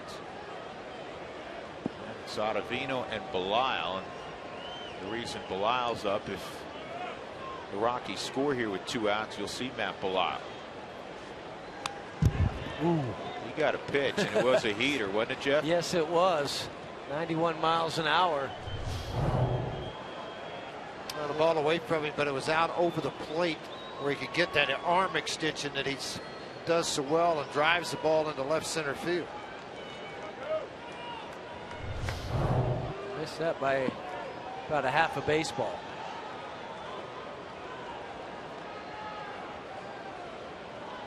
Fastball in on the hands after going away.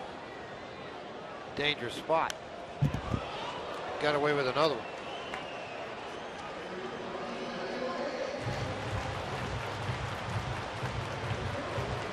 Again, the Rockies playing without Troy Tulowitzki in the starting lineup tonight. He is available.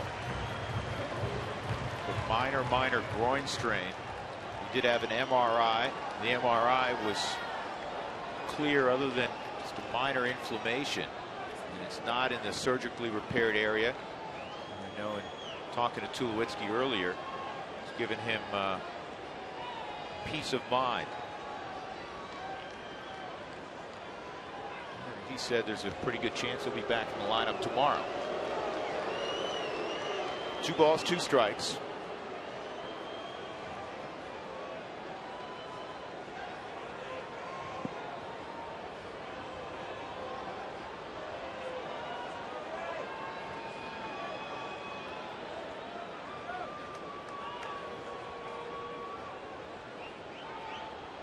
Well, a lot of movement inside that glove before he threw the pitch.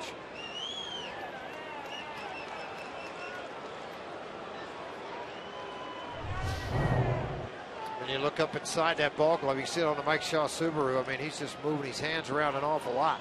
Got the split preset.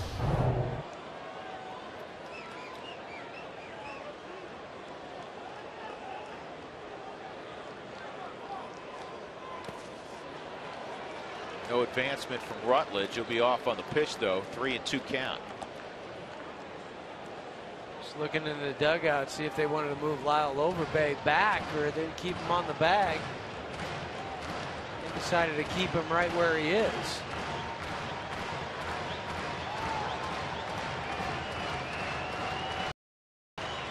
This helps create a bigger hole between first and second.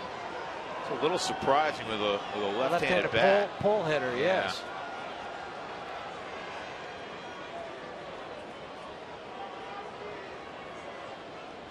3-2 on Cargo. This ball driven to right center field and deep. Got a chance. See you later. Carlos Gonzalez. 2-0 Colorado.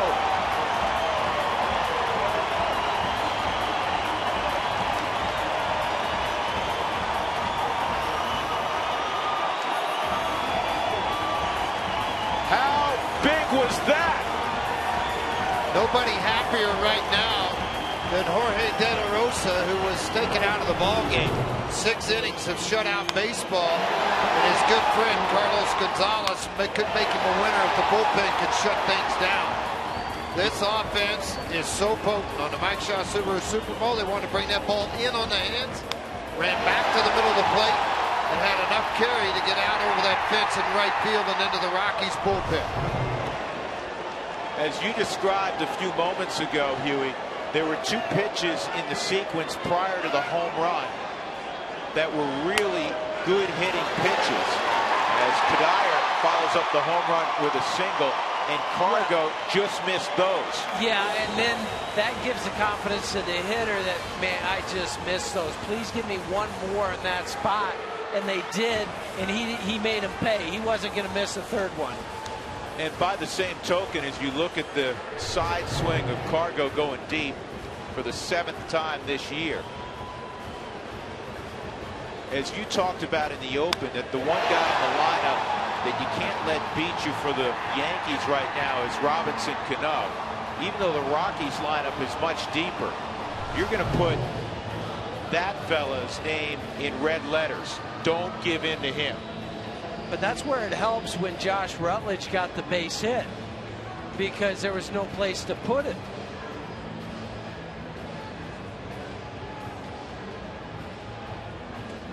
Larry Rothschild and Kuroda visiting. Helton will come up.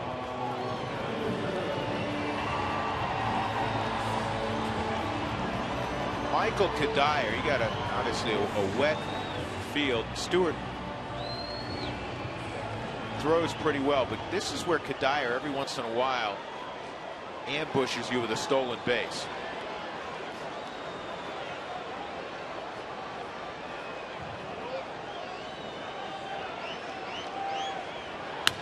And Todd pulls it to the right side. 3 straight hits. Kadire is going to go first to third. All of this with 2 outs. And here comes the kid, Nolan Arenado.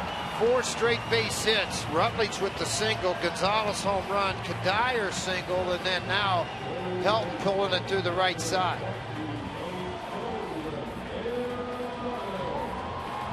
Time now for the Lowe's never stop improving stat.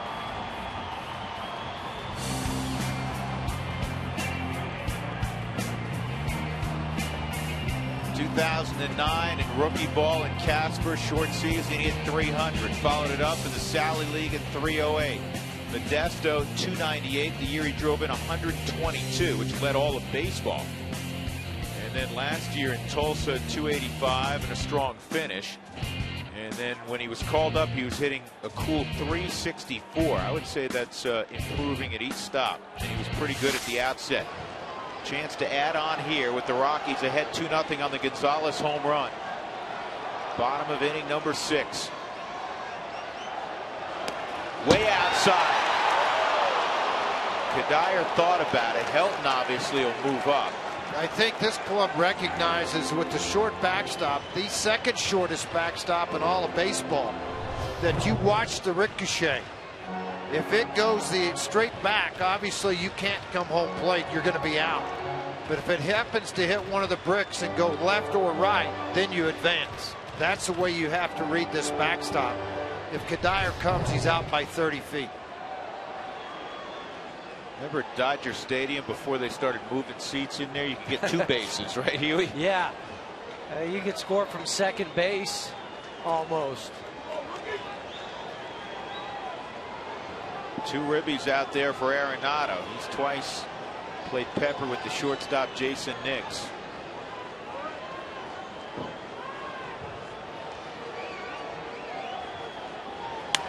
Line drive right center field, and it's caught by Ben Francisco. Arenado got a lot of solid wood on that. But Carlos Gonzalez comes through on a 3-2 pitch with Rutledge aboard. He reaches the seats in right, or specifically the bullpen. 2-0 Colorado.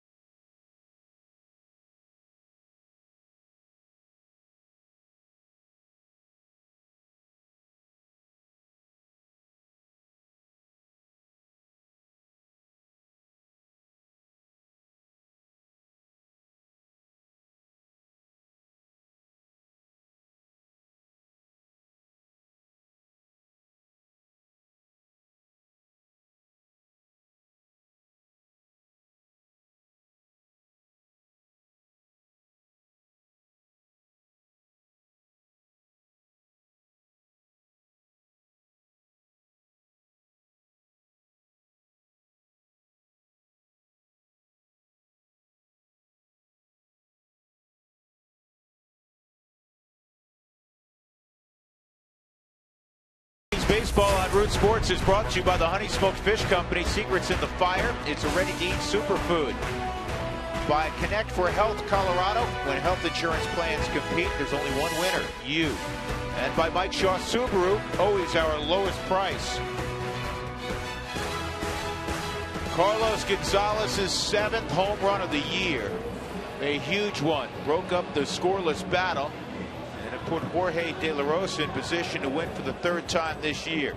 In the 7th inning, Matt Belisle will take over. For the Yankees, they'll have Francisco, Overbay, and Nelson, 5, 6, and 7.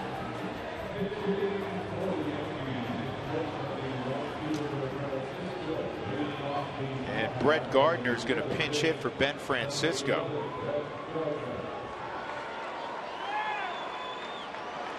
Belisle's numbers after 15 games this year, 1-2. Roughed up in his last start, but determined. Matt Belisle takes losses harder than a lot of guys I've ever met in baseball. He wants right back out again and rectify that last outing. You got to be careful with Gardner, not from a home run perspective, but if you're an infielder, you got to shorten up Huey a little bit because this guy can fly. Yeah, and then know that you still have to get the grip, though, on the baseball. You can't just throw it like you normally would. So if that means cheating in a step or two so you can do that, that's what you have to do, and you'll sacrifice some range to do it.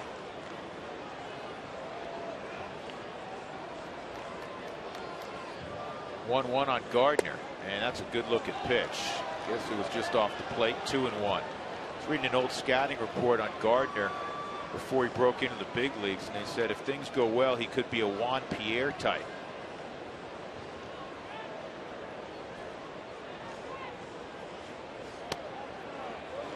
Where are those pitches? Yeah, if they're off, I mean, they're right off the edge of the plate. And they are, I mean, from the forward strike zone, but they're not off by much.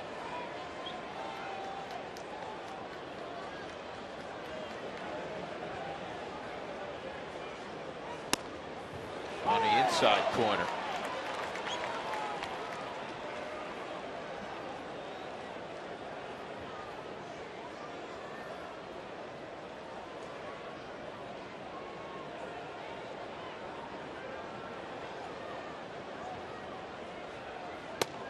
And he missed in that same spot. Now you have speed at first base. 4 stolen bases on the year. He's been caught twice. And the Yankees already stolen 4 as a club tonight. I know they're down. You say a little different situation, but Girardi may continue to press the envelope. We'll see. Lyle Overbay at the plate. Double play candidate if you can get one on the ground. And he might have to push the envelope with the shorter bench with Nunez not available.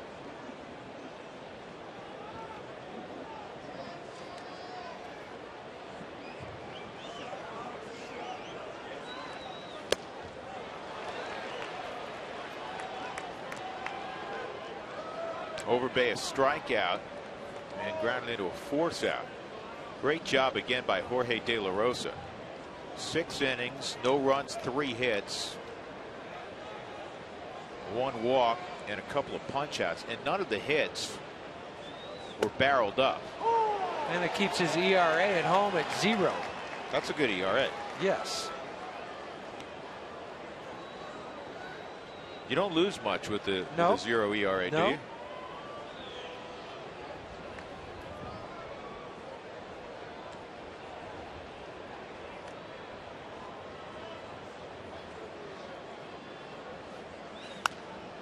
Fouled off out of play. 0-2 count on Overbay. If your windshield's damaged in any way, call America's vehicle glass experts. Safelite Auto Glass, 303-287-5000, online at safelite.com.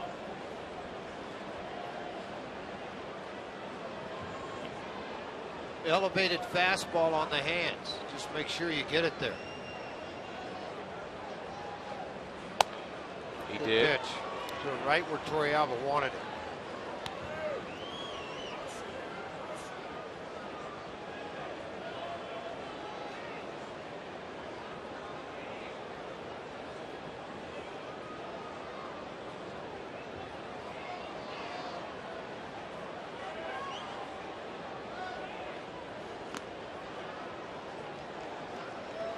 It continues to rain here.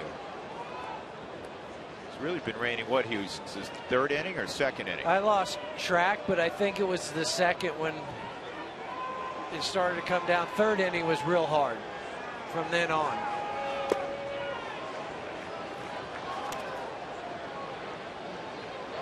Two and two.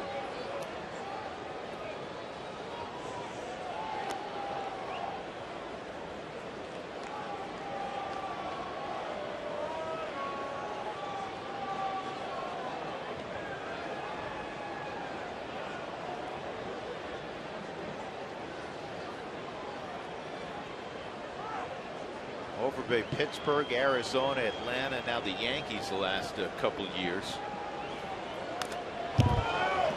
Came up with Arizona back in 2001 briefly.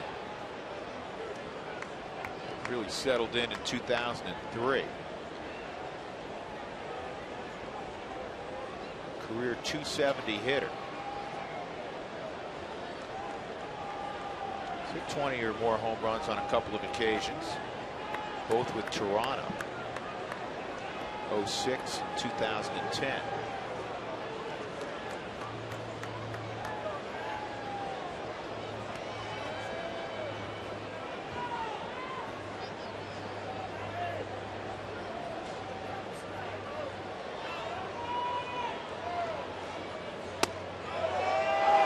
Now it's a 3-2 count. Bilal doesn't usually run too many counts. Three balls. He just walked Gardner leading off the inning. Rex Brothers has started to throw down in the Rockies bullpen. Let's see if Gardner takes off. Try to stay out of the double play. He goes.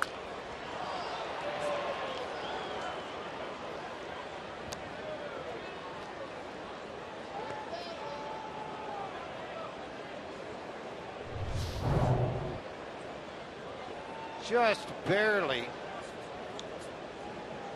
Started to watch Gardner out front a little bit. This ball just nicked, and then it caught the front of lower base foot. Got the top of that fastball. Big lead at first by Gardner, too. Lyle's thrown over once. He's not a guy that likes to throw to a lot of bases. Gardner going again. Again, it's fouled off. Well, with the diamond drive they've been throwing on around first base in between innings, he has no trouble with his footing. Just watching him take off, he hasn't slipped yet. You see the different coloration at first. That's all the diamond drive.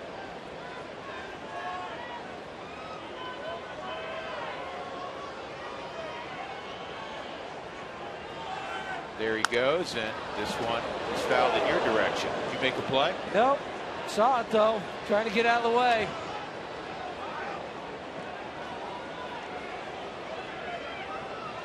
The umbrella's safe, isn't it? Jenny's umbrella's safe. Don't worry.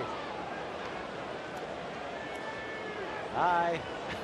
I'm trying to keep my book from getting wet in the back of my jacket, you know, the whole 9 yards. You're a trooper, my friend.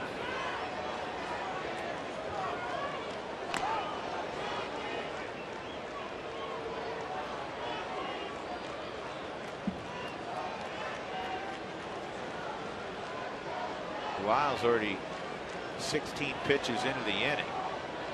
Nobody out, runner at first. Over base fouled off an awful lot of pitches. And this is in the air to Dexter. Gardner will have to come back.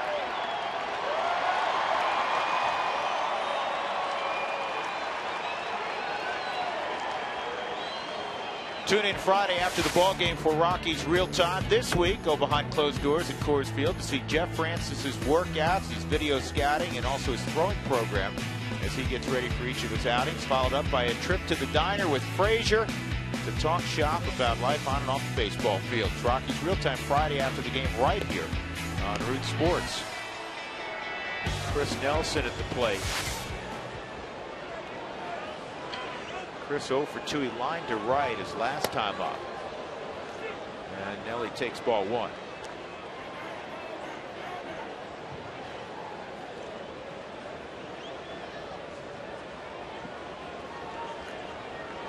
Chris looking for his first hit in a Yankees uniform. He's 0 for 9.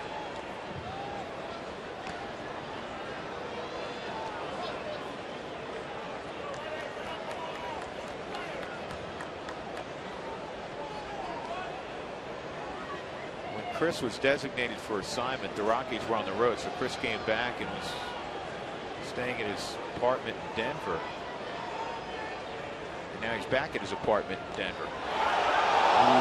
Thought he had it. Anytime you see Todd walk away and kind of put the head down, under his breath he'll be saying to Chris Guccione, pretty close, wasn't it? But he was right on top of the call. And he had the correct call. If he hadn't gone back to that back corner, he would have been out.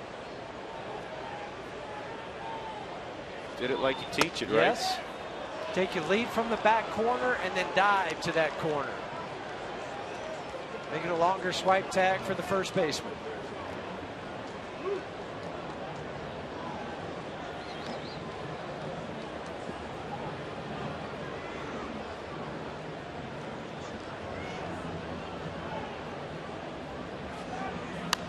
Fouled off 2-1. Sean Kelly right now warming in the Yankees pen.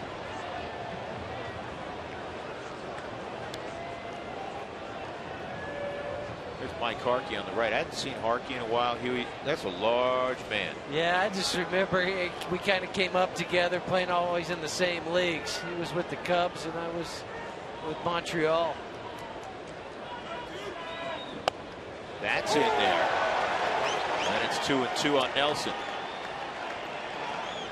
Pretty good pitch, and it was late breaking slider. A harder version than what he normally throws, and it has a downward plane versus moving away from the right-handed hitter.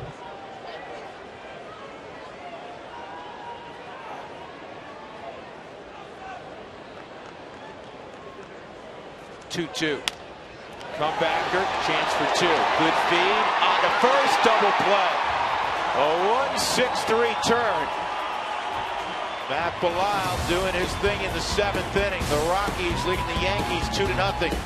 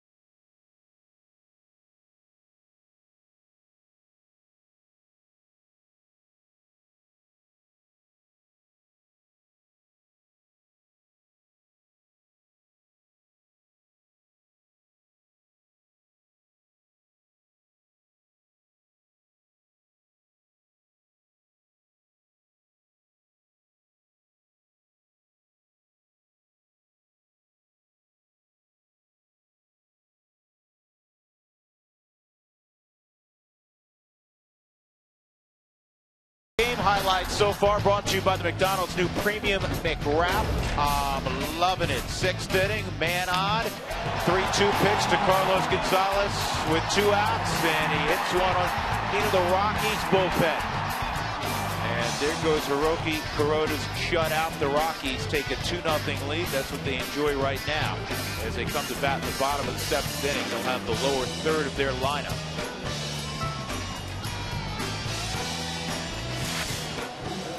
Brett Gardner stays in the baseball game in center field. Ichiro goes to right. Francisco is pinch hit for, so he's out of there. Kuroda's still on the hill. They're doing a lot of work on the mound, as you can see.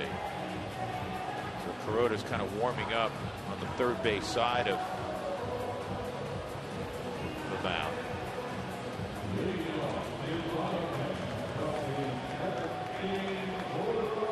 Torrealba will lead it off, then Johnny Herrera. And we'll see in what direction Walt Weiss goes with Matt Belisle scheduled.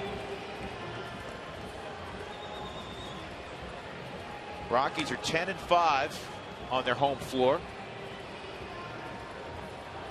We're just talking to our producer Mike Fox a little bit about the weather and what's going on, and you said Huey was a trooper. I just think he should be smarter than that and come up here and get on the spare with us. To be honest with you, that's what I would do. to be honest, I'm just throwing it out there. I thought, you know what, that to me is not being a trooper at our age. That's just not being very smart. Well, you're right, and truth be told, I'm getting quite a few texts about my umbrella too. So well, that's all right. So it's good. But you know what? I don't care. When did you purchase that? I didn't. I told you I got it from Jenny, but I'd rather have that's this. Nice. That's a nice story. Go ahead, though. Than be sitting here for 5+ innings now being soaked, which I still am because I can't even stand up now. I'm almost frozen in place. I mean, my pant legs are all wet, the jacket, everything. But it's okay. I'm going to stay down here. I'm not going to be up there nice and warm. I can tell you now, if Goodman was down there, he'd have been here in the third. Uh-oh, you know what? I made a mistake because now my seat's all wet. Yeah, good job.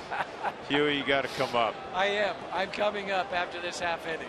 Save me a place. Oh, I just got a towel. I appreciate that, guys. Dougie has a warm blanket for you. Oh, good. The heater.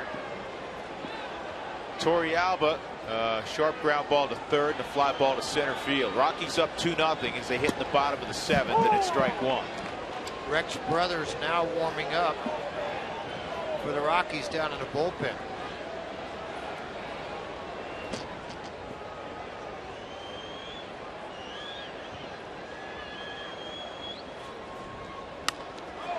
This ball is pretty well hit to right. Ichiro going back, still going back, and he's going to make the catch right near the warning track.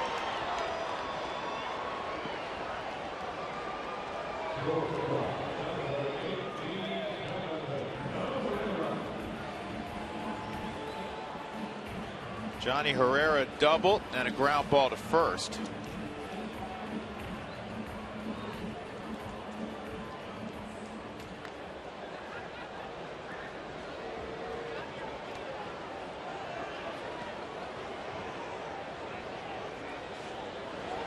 Johnny puts down a bunt, but it wanders foul. 0-1.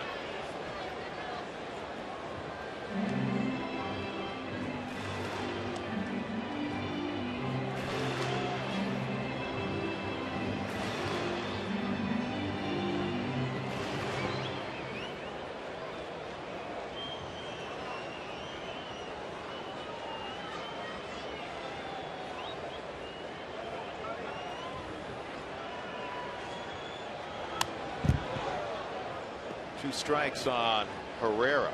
I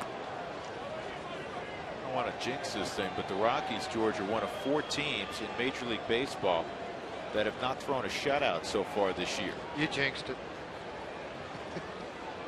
Just passing information along. Don't you wish you had that much control? Yeah. Yeah, that would be nice, wouldn't it? I think we'll have a shutout today. First 20,000 fans on May 17th receive a Rockies drawstring bag courtesy of MLB Network. Get your tickets today for the Rockies at one of the ticket outlets. The Giants will be in town for that series when it's given away.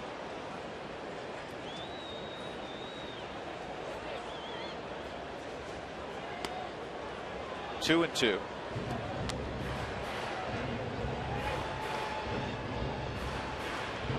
We were talking about the stolen bases earlier for the Yankees. The interesting thing is coming into tonight, the Rockies had allowed 10 stolen bases and had caught 8 guys, which was one of the best marks in baseball.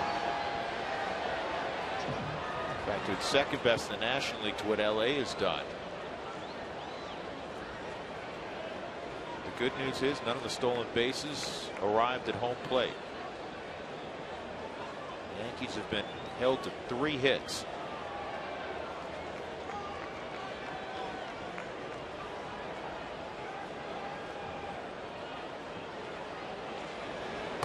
Good eye from Herrera.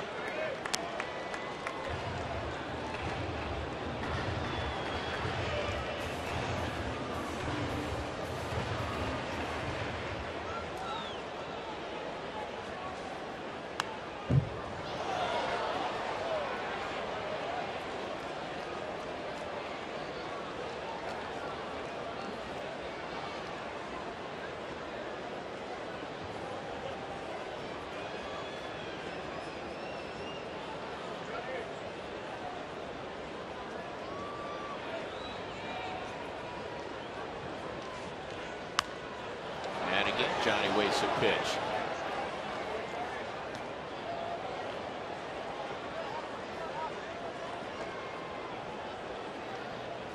"97 pitches for Kuroda. De La Rosa's on the plus side. He threw 95 pitches in 6 shutout innings. Matt Bilal a scoreless 7.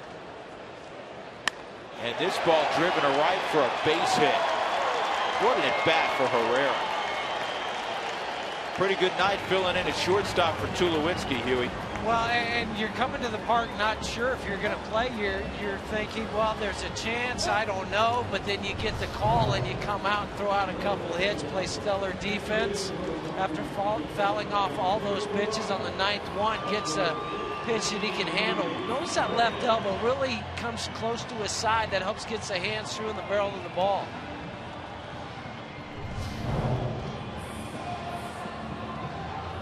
Well, they're starting to cover that visitor's mound, which Kelly was the guy warming up earlier. He's retired 6 straight in his young big league career, young career here with the Yankees.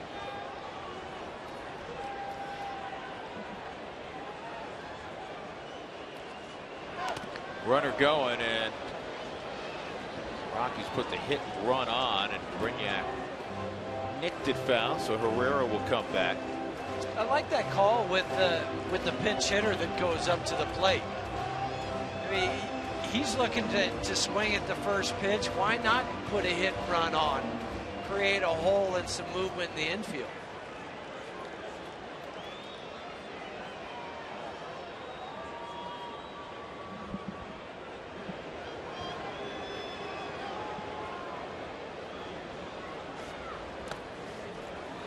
One and one.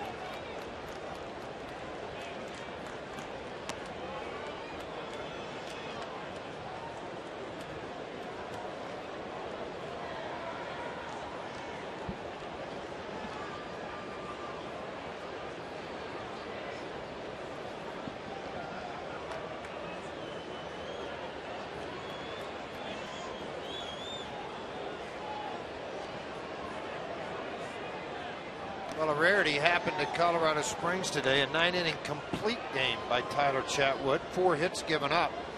He struck out 8, 13 ground ball outs. He took 90 pitches to get 9 innings.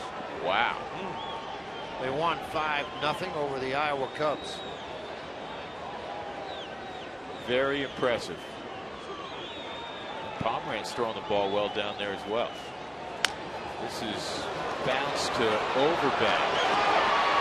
And they're going to turn it over.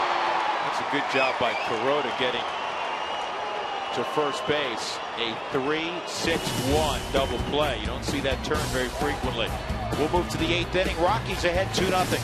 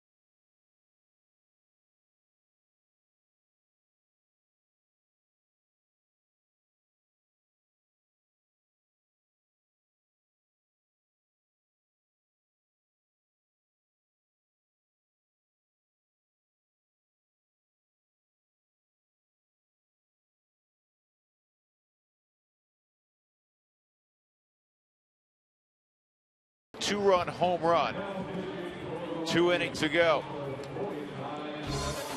Time for our Coors Light Freeze Cam. Orlando Franklin and a bunch of Broncos here. Peyton Manning put this together, and then Eric Decker, as he's being interviewed by our Jenny Kavnar, gets the baseball pie in the face. And he was a good sport about it as he goes to choke out Decker. And they knew it was coming because they videotaped it. That's brought to you by Frost Brewed Coors Light, the world's most refreshing beer. Jenny, you didn't get any of that on you, did you? I got a little bit. I'm glad that Eric Decker warned me. It was very nice that they let me in on their scheme. But so you were party to this? I was part of it. I have to admit. I feel bad because I played it off to Orlando Franklin like I didn't, because that dude is a big dude. That's a big man, and Eric Decker's a big guy, but he's not an offensive lineman big. No, so I went with it, and you kind of have to go with it when Peyton Manning is orchestrating something, you know?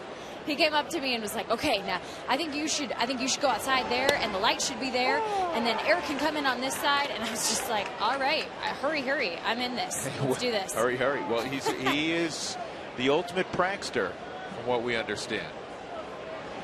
You now have been part of one of Peyton Manning's pranks. Popped up toward Helton, and Rutledge will take it. 1 out. Chris Stewart's retired by Rex Brothers. He has been on some kind of roll, Frazier. He has been. Rex Brothers, with the number of shutout innings consistent with what he has done. Of course, they look at him possibly as the future closer for the Colorado Rockies. And with Brothers, he always has possessed the great fastball. Left-handers just a $189 against him. Right-handers 267. 12 straight scoreless outings covering 11 innings. You go all the way back to April 10th. That was almost a month. This is the big bat on the bench tonight for Joe Girardi. Pronk, as he's called. Travis Hafner, the longtime Cleveland Indian, didn't like that call, but it was on the inside corner. Hiroki Kuroda pitched a terrific ball game, but De La Rosa pitched a little bit better, 1 pitch better. 3-2. 2-run home run against Carlos Gonzalez, and that's in there, and it's 0-2 on Hafner. Hafner's been one of the large reasons that the offense for the Yankees, despite missing all the big names, has been very productive.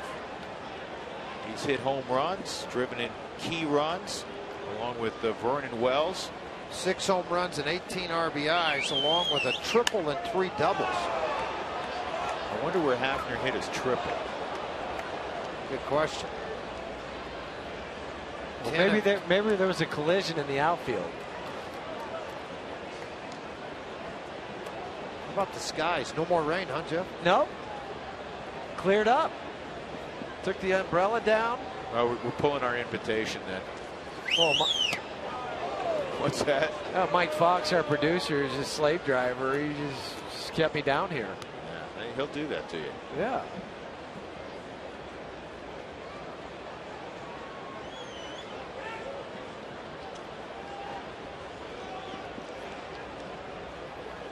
Hafner's triple came at Yankee Stadium. Here's the 1-2, and that's fouled off.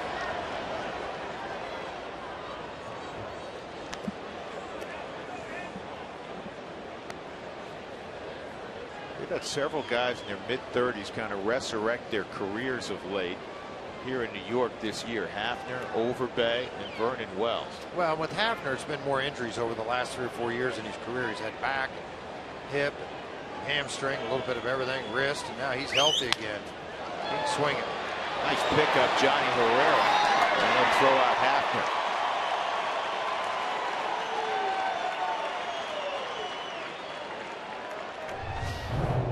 Positioned perfectly. Well, it was just one hop backhand, be able to put some leather to it, knock it down, grab it, throw him out.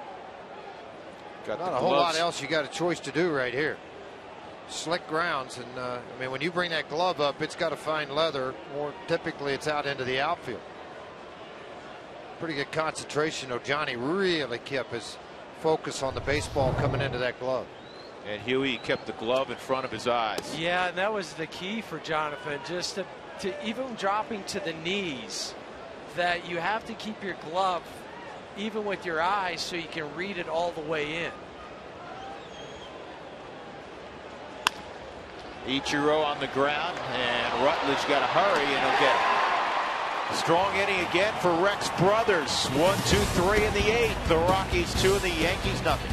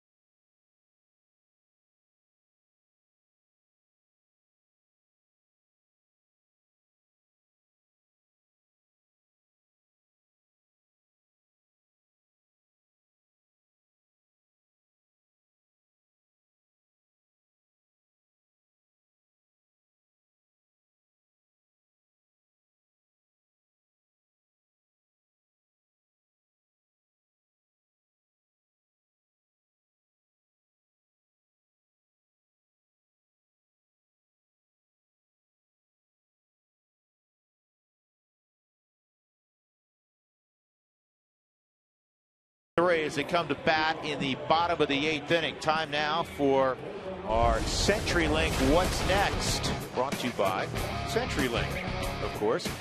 David Phelps making his second start of the year tomorrow night. 1-1 with a 5.56 ERA against Juan Nicasio, who's 3-0. It'll be the 7th start for Nicasio. And we're on the air again at 6 o'clock on Root Sports with the outstanding pregame show. Sean Kelly here in the 8th inning. Veteran guy came over from Seattle, kind of bounced up and down there, pitched an awful lot at the AAA level for them at Tacoma. With the injuries in this pitching staff, was able to come out and make this ball club with the New York Yankees. This year, Kelly has pitched in 10 ball games, an earned run average of 7.94. Toward the hole, and Kelly gets over in time in front of Dexter Fowler, 1 out. Kelly had to keep his foot on the bag and just drag it, waiting for the ball to come to him.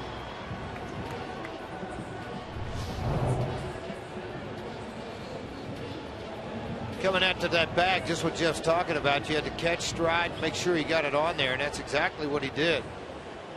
Just trying to slow things down. Normally you like to get your feet moving a little bit quieter as you go to the bag, but now I figured they'd come out and test him a little bit. He's pointing out here to the front of the mound where he slipped a little bit when he made a pitch, so wisely going to probably have the ground crew come out and try to clean this up a little bit more. Maybe not.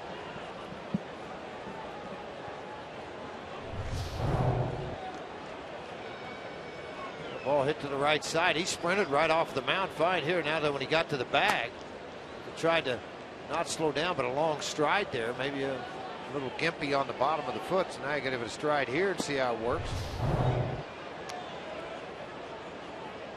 Tell Steve Donahue, who's been there for a long time, is the head athletic trainer, replaced Gene Monahan. They've been there since the 70s. Steve took over for Gino. Trying to think, were we in New York when Gene Monahan got the Mercedes from? He got all kinds of things. He got a lot of gifts. He actually got a Ford pickup. He got a Ford F-150 pickup. He got a riding lawnmower, pit passes, all kinds of things. Rutledge has a couple of hits today, and he was on board when Cargo hit the home run in the 6th.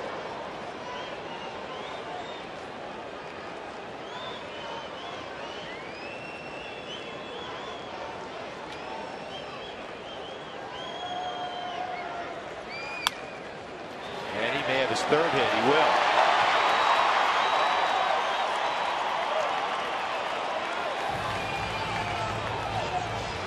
Guy who can run with 5 stolen bases.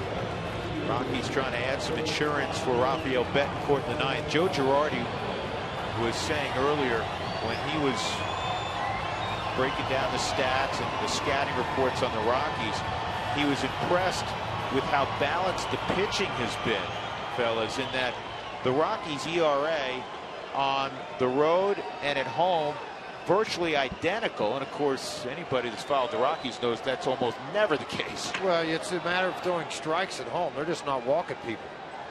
I think that's where you can get into your biggest trouble. You start to walk people, and then all of a sudden you give up the blue pit and then the big one, and then it just crushes you. And this year they've been attacking the strike zone, particularly down, and the ground ball outs have jumped out home and road. Here's the 1-0 to Cargo. And he throws a breaking ball for a strike. 3-2 against Kuroda. And here's the long ball into the Rockies bullpen. A no-doubter. And there's your Victorial with the first degree.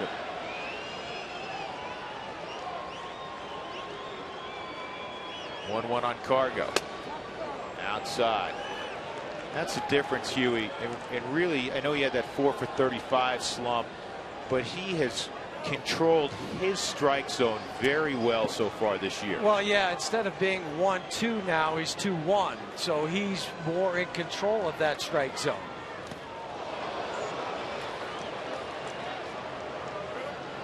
And there's always that fine line with Carlos as far as, how aggressive should he be? I know people would like to pull it back at times, and I know he would too, but then you would take away some of his aggressiveness, which is one of his strengths. You don't take away the reins on a racehorse. You let him run.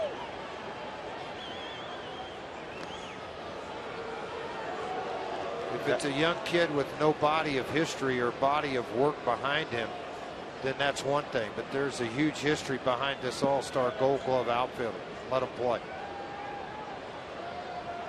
2-2 on Gonzalez. Rutledge at first. There's one out.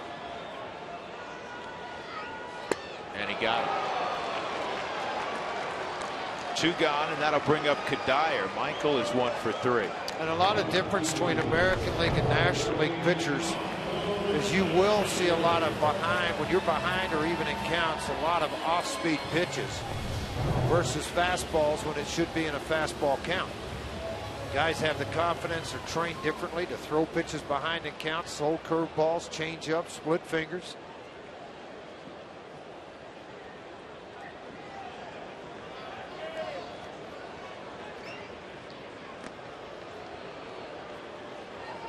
Plus, I think a lot of guys that work out of the bullpen, if they're not overpowering in that 94 to 96 mile-an-hour range at the back end, they really know how to pitch behind in counts. Kadire takes a strike. Kelly is set between 88 and 91, pitched at 89.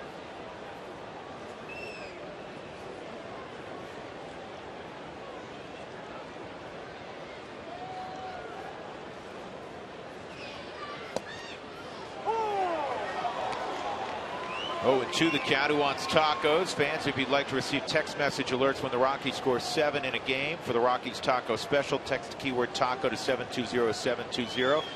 And when the Rockies do score 7, Taco Bell and Root Sports will donate $250 to the Colorado I Have a Dream Foundation.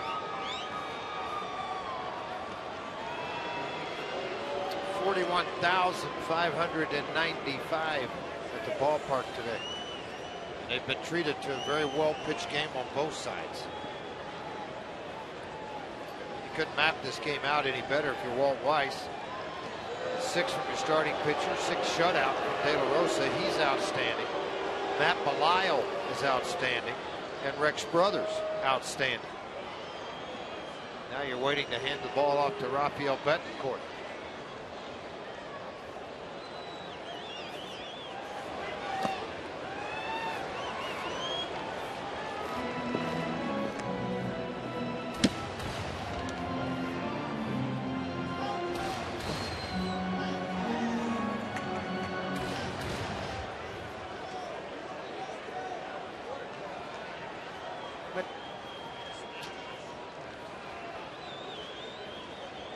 One and two on Kadire, and this is in the air to right.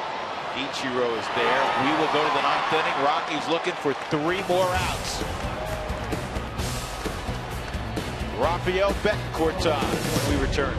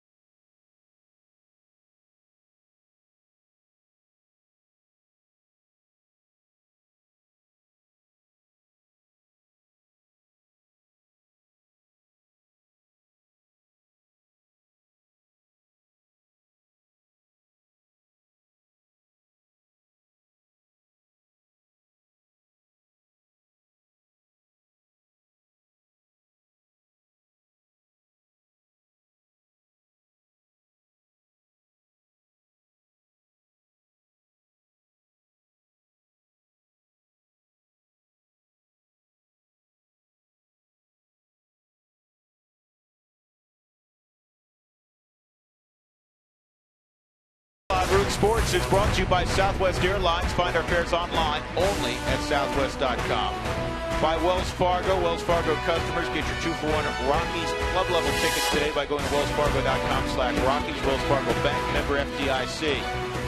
And by the Colorado Lottery. Don't forget to play. Well, amid numerous raindrops tonight, the Rockies finally threw a 2-run home run out there behind Carlos Gonzalez, and they have a 2-0 lead as we've arrived at the top of the ninth inning. After the ball game, Joel Klatt and friends will be gearing up for the Twitter postgame show. Joel? That's right. Well, not friends. It'll be just Tracy and I, but that's all right. We do have a case of Curious George. Jorge De La Rosa, not so good in Los Angeles, comes home tonight.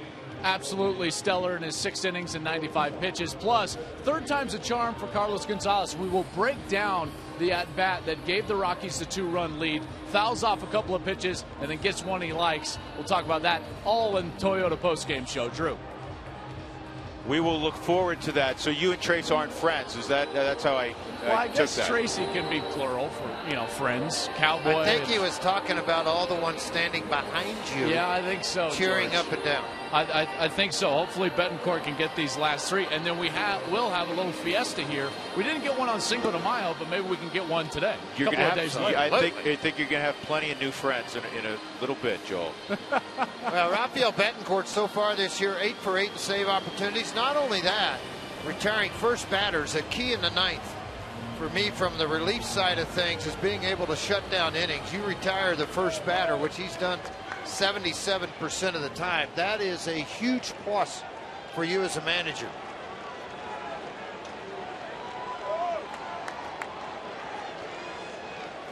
Well, as so often is the case, you come in to close a game and you get the sticky part of the lineup, 2, 3, and 4.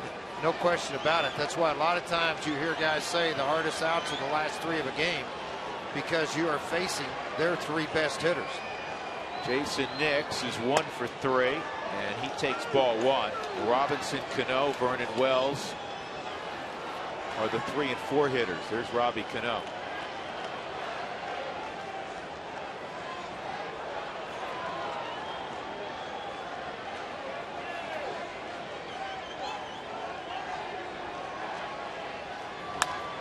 Ground ball up the middle. Johnny spins, throws. Not going to be able to get him. Lucky break there, too, because down in that area for that ball to hit the facing and come back versus drawing where Jeff is. Yeah, there's only about a foot or so of fencing to keep that from going into the camera well. See, when this ball gets by right there, Just caught that little lip to keep it out of there. If it goes into the well, he's at second. Cano has hit it on the ground 3 times in the game, twice to Rutledge and once to Herrera.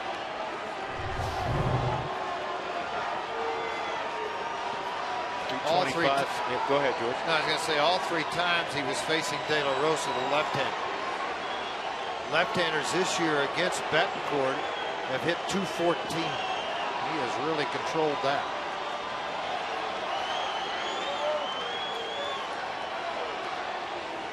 Remember, there is history with Betancourt, who pitched for a number of years for the Cleveland Indians among the New York Yankees. It's not a lot of history, but there is history.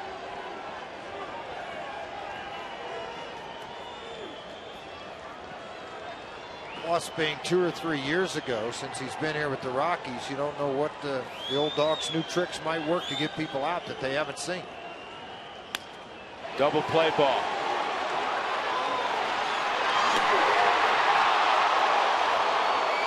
Cano beat the return throw, 1 out.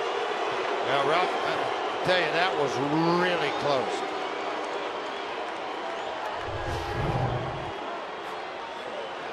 Yeah, ball hit fairly hard, range over. He got rid of it in a hurry, but you got to deal with speed from the left side. Helton jumped off of there, but doesn't have much argument with it. Here's the flip on the Mike Shaw Subaru Supermo. Watch as the ball gets to first. He beat it. As much as I want to get on Guccione, he beat it. It's a good call. Vernon Wells 0 for 3. Fly ball left field, ground ball to third, and a little flare to second.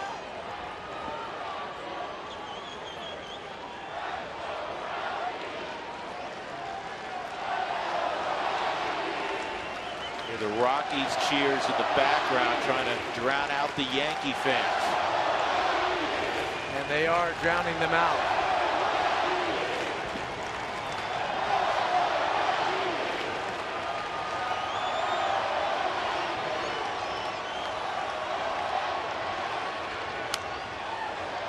Fouled off, out of play.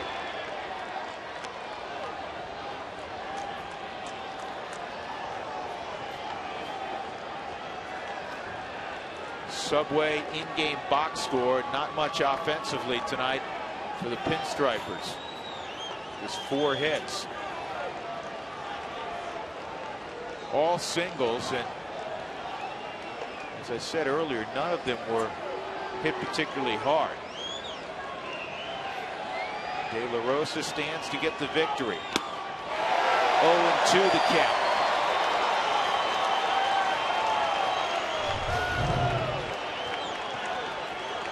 Threw this fastball right by Wells. Outer half, it had late cut and stayed on the edge.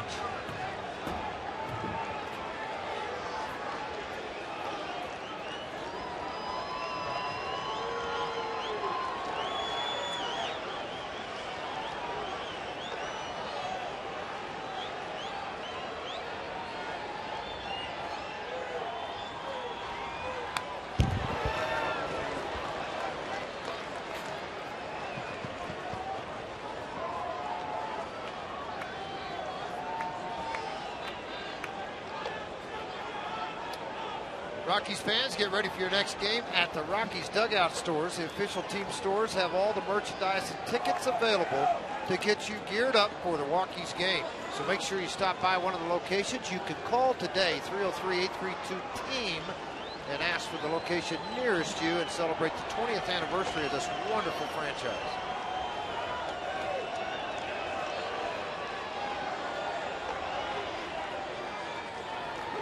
Got it. 2 outs in the 9th inning. And this was a guy that had hit .375 in his career versus Rafael Betancourt. He elevated and blew it right by him.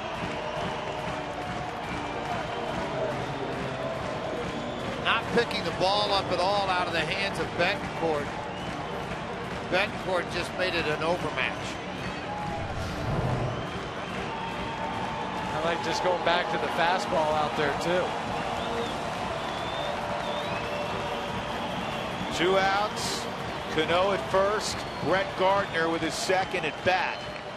He pinch hit for Ben Francisco in the 7th inning, stayed in the ball game. He walked his first time.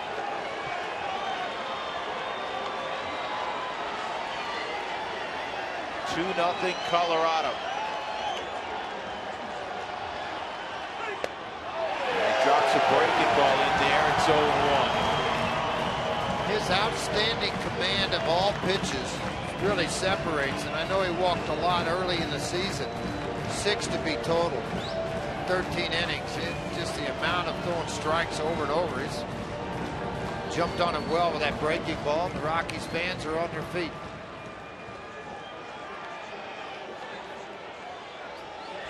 First of 3 between the Rockies and the Yankees.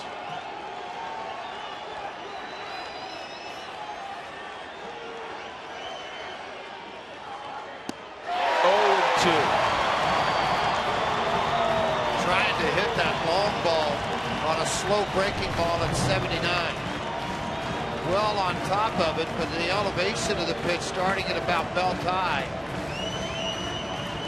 Gardner well out on that front foot for a swing and miss.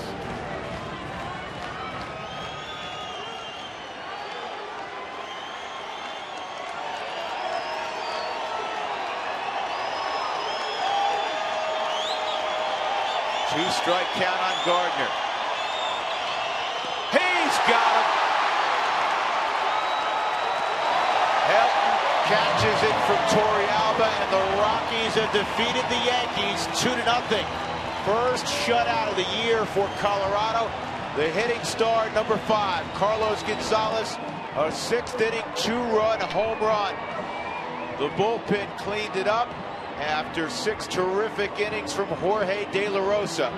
And a great start to the week for the Colorado Rockies. Tonight's Jimmy John's freaky fast delivery of the game is brought to you by Jimmy John's. 3-2 pitch to Carlos Gonzalez. He got a fastball and he tatered it. Cargo's 7th of the year. And the Rockies go on to a 2-0 victory. De La Rosa gets the win. And again, it's the Rockies' first shutout of the year. One of 4 teams without a shutout entering play tonight. Tune in tomorrow night for Game 2 of the Subaru Series presented by Mike Shaw Subaru. Rockies win at 2-0. Toyota postgame show is next.